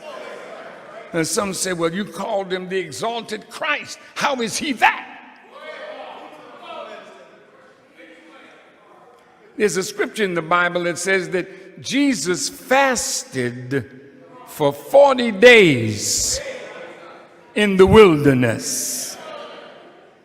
And my teacher asked me, do you know what that means? Every time he asked me, did I know what this means or that? I said, no, sir, I don't know. See, stop faking it. If you don't know, shut up. Because the more you try to fake it to make yourself look wise, you make yourself look like just what you are, a foolish person. So I told my teacher, no, I don't know what that means. He says it means that Jesus was not permitted to make a convert to himself in 40 years. The man was among us. We called him Elijah Muhammad, brother minister, dear holy apostle. But we didn't know who he really was. As the time got more and more for him to go, I started coming up into the knowledge of him. It frightened me, and I wrote him a letter telling him the things that he was teaching me that were heavy with the hint of who he really was, and I put it all together and threw it on the plate. Am I a believer in you in a new reality? He said, brother, that note that you thought you sent me was the biggest letter that I ever received from you. The big Jesus, the Son of Man that came out of the east even unto the west, in the 24th chapter of Matthew. That's Master Farrakhan Muhammad. Listen. He came to North America by himself, and he raised Elijah Muhammad, and for 43 years, Elijah Muhammad taught us. But he never told us who he was. But before he left us, he said, brother, don't worry about where you are in the scriptures. You make my great commission known, and I will represent you to the people. His great commission, while he was among us, he was in fact the Messiah. Oh, let's look at it now.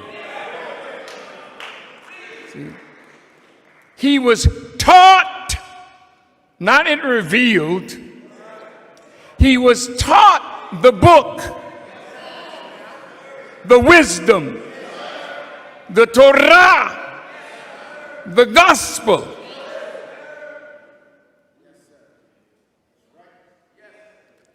He will teach us what foods to eat, what foods to store in our houses. He taught us how to eat to live. You look at the Muslims who are disciplining their eating habits. Their skin glows, their eyes are bright. And we're putting years on our lives.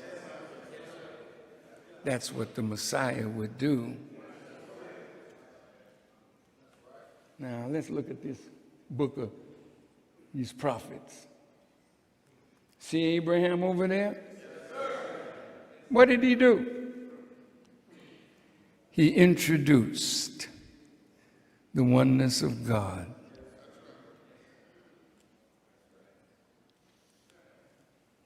He obeyed certain commands that the God gave him. And when he had fulfilled them, God told him, I'm going to make of you a great leader of men. You in the Bible, it says that Abraham's followers, his seed, would be numbered like the stars and like the sands of the sea. And then Jesus comes and he says, before Abraham was, I am. Elijah Muhammad taught me in such a way that I know I existed before Abraham.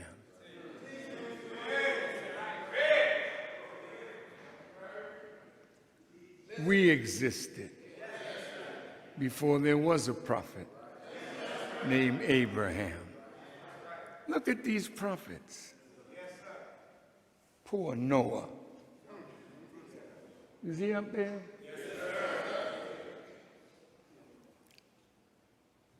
Noah taught some people in the Middle East. And he preached for 150 years while he was building a ship that was on sand. He was lied on, he was laughed at, he was mocked. Did you hear me tell you how I said things and I was laughed at and mocked? But I never bent. The followers of Noah were of the meanest of the people. They were the lowest rank of the people. So some of those who had letters said they didn't want to follow Noah because of all of the riffraff that had accepted Noah.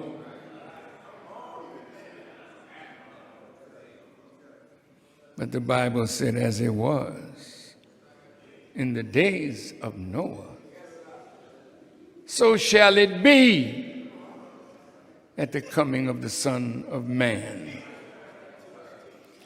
Said the people, every imagination of their hearts was continually to do evil. That's the way you are right now. You love a party. And when the end came, the people were partying. They were having a good time when the water came down. Now, that just was a little small thing back there. The whole earth was not flooded, just the people. Oh, When we talked to the scholars in Mecca, we told them, man, if Noah came back here, he'd run.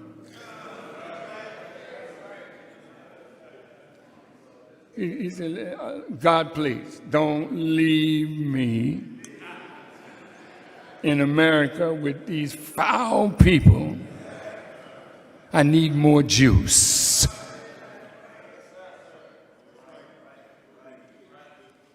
Lot in Sodom and Gomorrah. Look.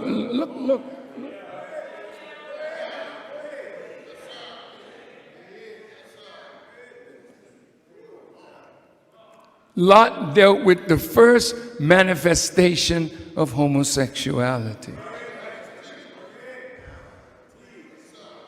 In a tiny little city, Sodom and Gomorrah. If Lot came back, come on, let's deal with it.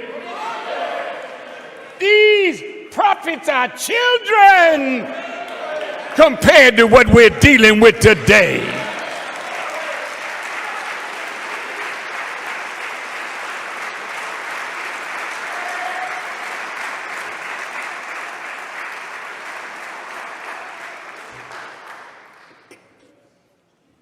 And so we are the sum total of all of this and then some. When Jesus gave his Sermon on the Mount, he said, "Blessed are you when men shall revile you, persecute you, say all manner of evil against you falsely for my name's sake." Then Jesus said, "Rejoice and be exceedingly glad, for great is your reward in heaven." So did they, the prophets. You are in a prophetic community. And you can't think now because somebody went in front of you and was evil spoken of it, you're not going to be.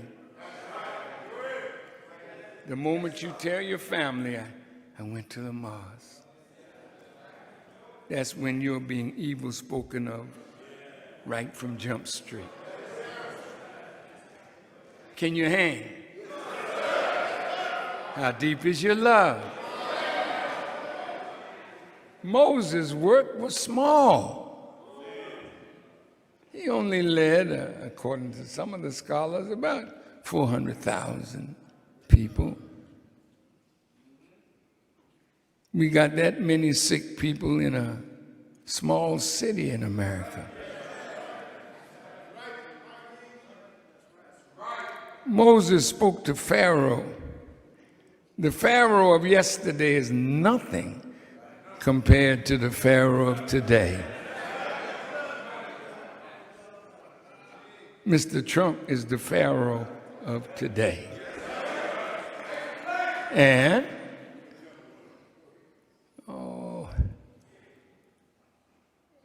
you're caught between a rock and a hard place. You don't know where to place your bet.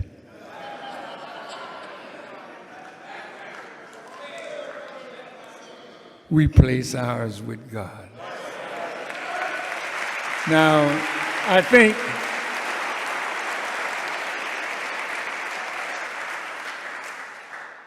if you look at all those great stars, the prophets of God, they don't equal one Elijah. All of them put together. I'm in the family of Elijah Muhammad. He's fathering me and you through me into great wisdom.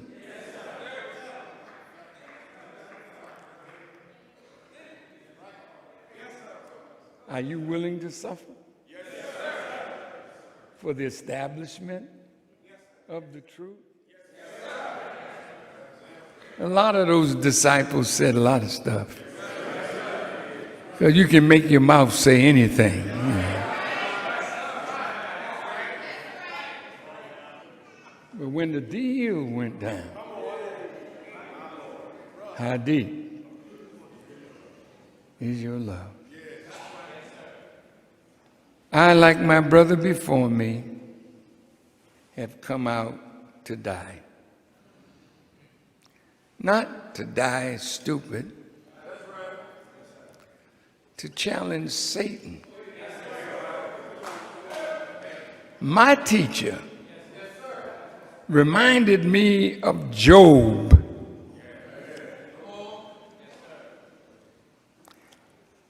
God and Satan were having a talk, man.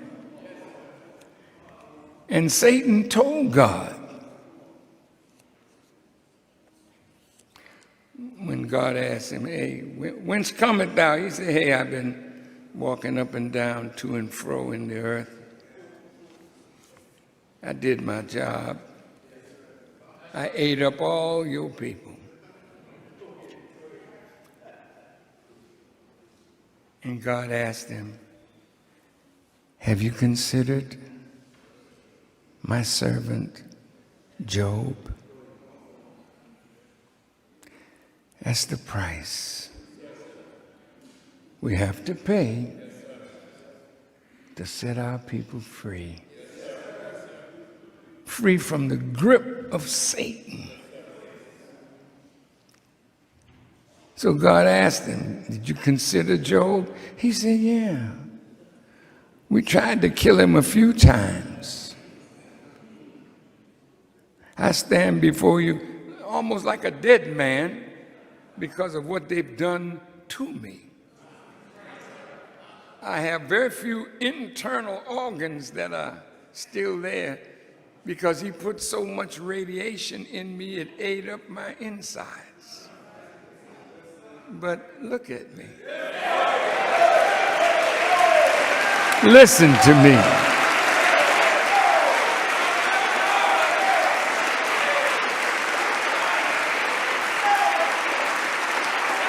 I have lived in so much pain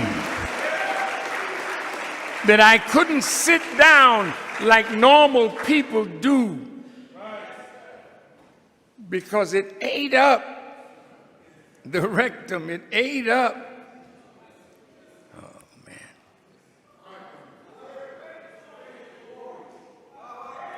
man. I'm not trying to get no praise, hell no. We just give all the thanks and the praise to God. I'm saying this. Ask my wife and my children the pain that I lived with for years. Years. Where there's not a pain medicine that the devil made that I haven't been guilty of using because I was in so much pain. Davocet, Percocet, OxyContin,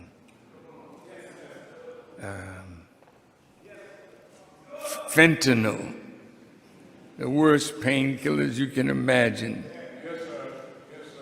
I functioned with all of that going on. I never preached to you high.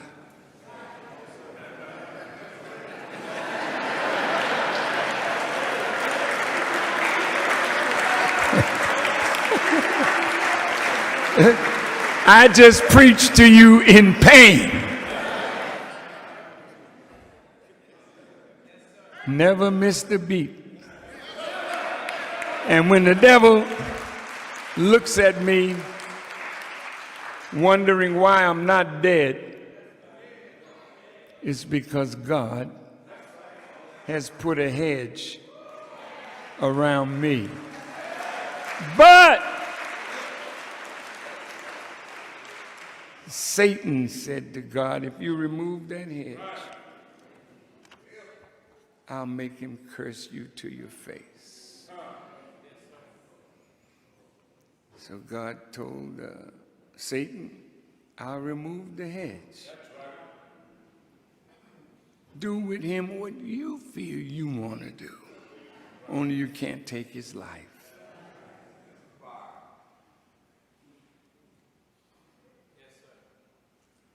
And one man stood between God and Satan for the liberation of the people. See, you love Jesus and you have every right to love him. And the reason you love him so is because he died, so-called for our sins. You never met that Jesus.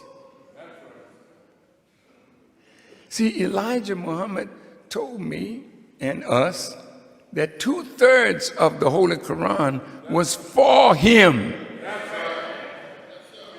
And 1/3 is for some other fellow, and I'm going to let him worry about his part.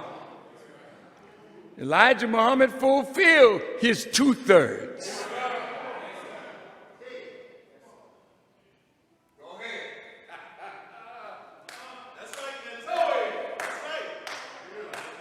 I am willing to fulfill mine. Stop.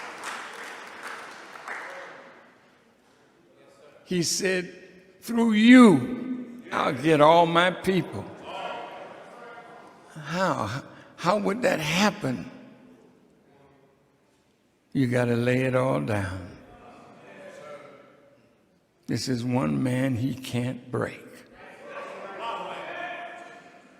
But he's going to try. And if I pass the test, I fulfill the scriptures. He was bruised for our iniquities. That didn't happen back then. It happens every day of my life up here. But the cross was meant for me. And I am meant for that cross. But the scriptures or the song says, must Jesus bear the cross alone and all the world go free? Sorry about that. There's a cross for you, and there's a cross for me. One day soon, it's the will of Allah, and it is. Jesus was God's man. He was like a son of God. And he loved his son so much that he offered him. That's why I said last week, I'm not running from you white folks. I know I got to pay a price for my courage to speak the truth. But death is sweet if it leads to your redemption. They won't kill more than 300 of us. So says the Honorable Elijah Muhammad. If I don't want to make you sad, because my death is a glorious thing. Because God is not going to let him do it all. I mean, it's going to look pretty bad. But damn, on that third day, boy,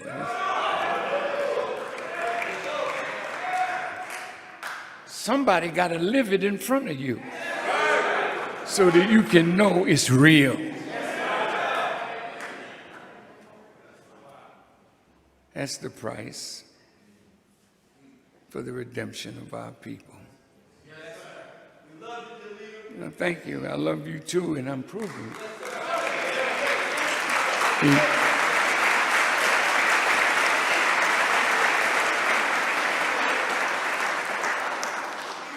when I used to talk to Michael Jackson, and I would say, Mike, I love you. He said, I love you more. And some of you say that to me. I tell you, stop it. Because you can't love me more than I love you. Because I am the one that is going to pay the price for your redemption.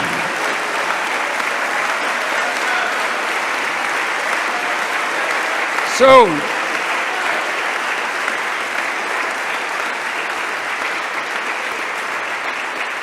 I close, brothers and sisters.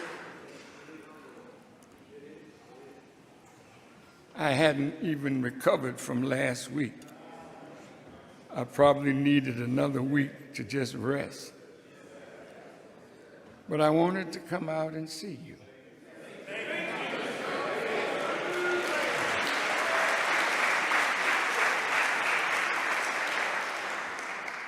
But now it's on you.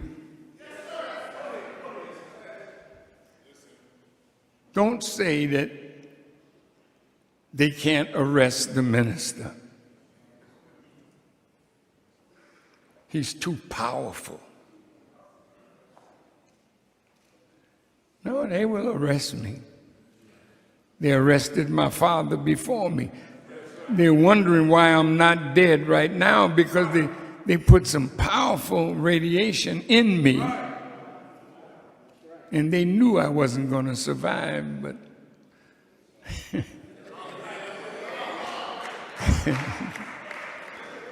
they said, why don't the nigga die?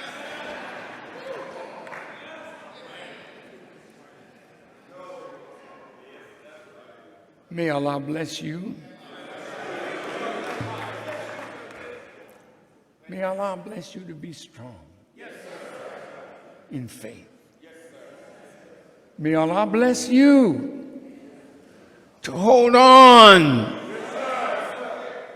to that invincible truth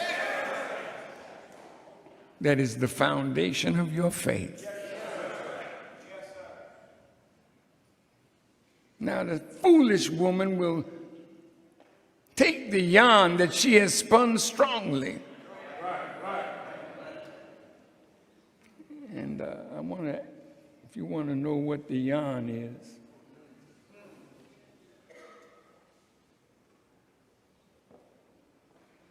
you know, sometimes when you talk a lot, they compare it to yarn. Because most of us spin a trap with our mouths.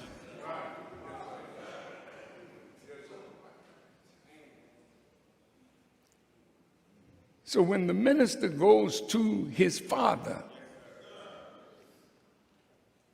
you come back and they'll teach you about it. All you got to do is keep breathing, because you're going to see it. You'll remember Elijah Muhammad. He is our great Jesus. He worked with us for 40 years. He escaped death. Pick up your Quran and read it for yourself. He was made to appear as such. But they did not kill him for certain. So when I went to the wheel and came back with a message, they knew then, when I could expose what they were planning in secret, that somebody told me something.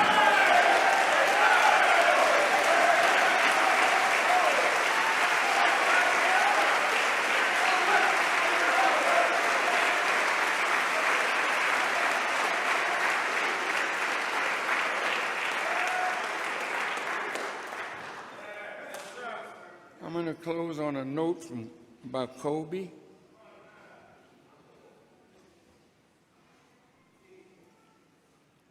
Kobe is a star, and God took him in the way he took him so that we could focus on him. God took Jesus in the way he took Jesus so that the world could focus on him.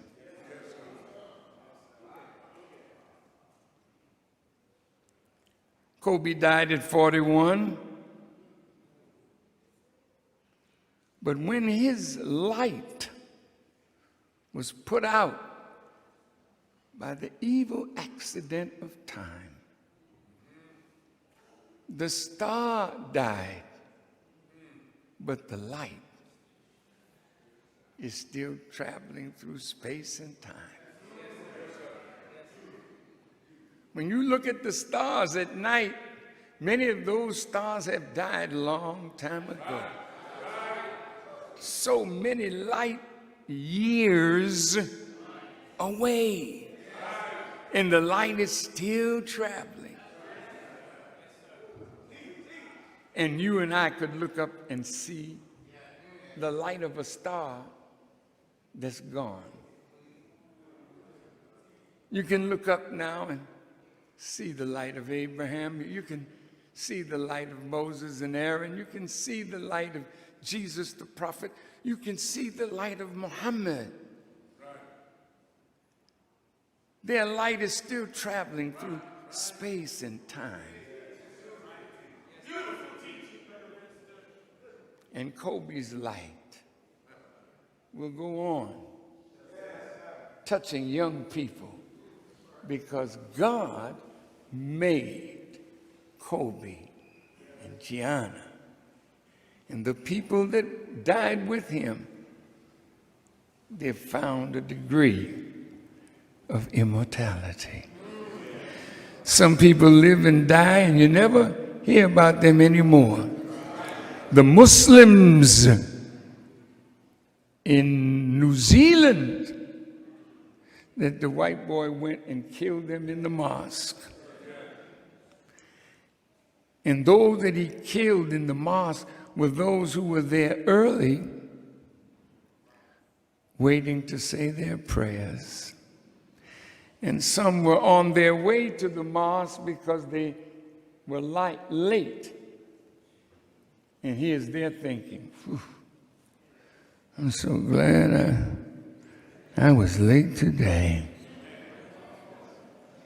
Yeah, you're late, and when you are the late, who the hell gonna remember you? But those that were in the mosque on time,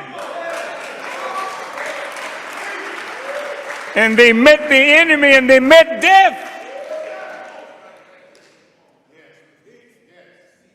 But whenever that tragedy is mentioned, we got to mention those who lost their lives. God gives life. He takes life. Kobe is more alive now than he was when he was alive.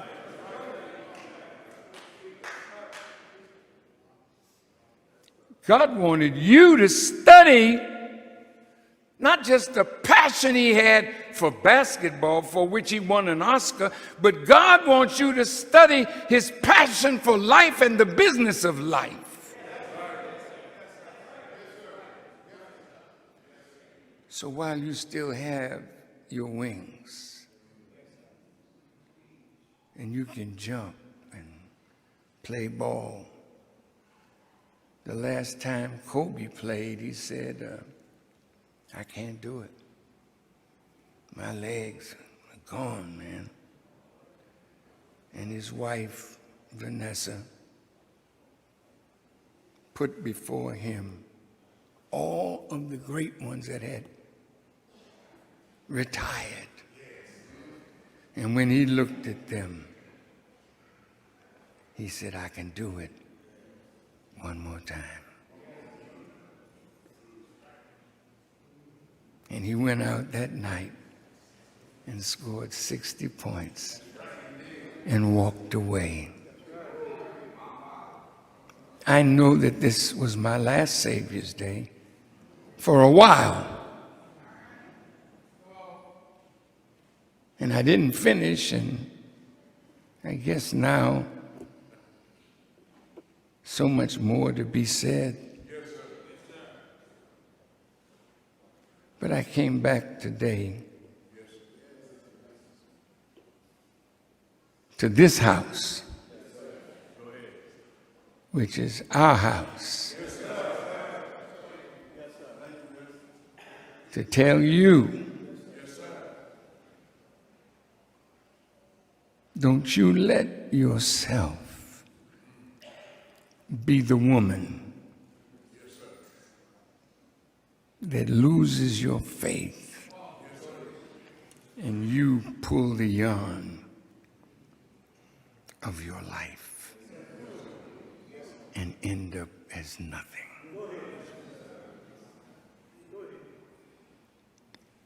Don't you laborers get it twisted.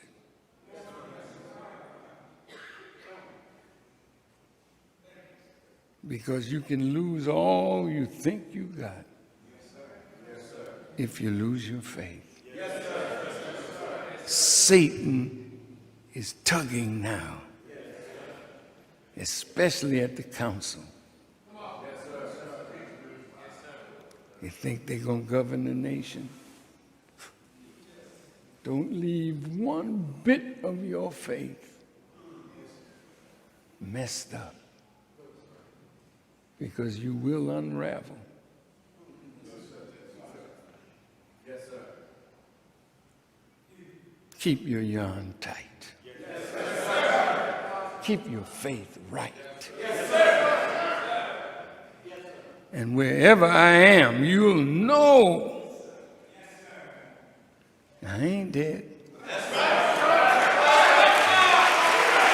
I will die, but not now.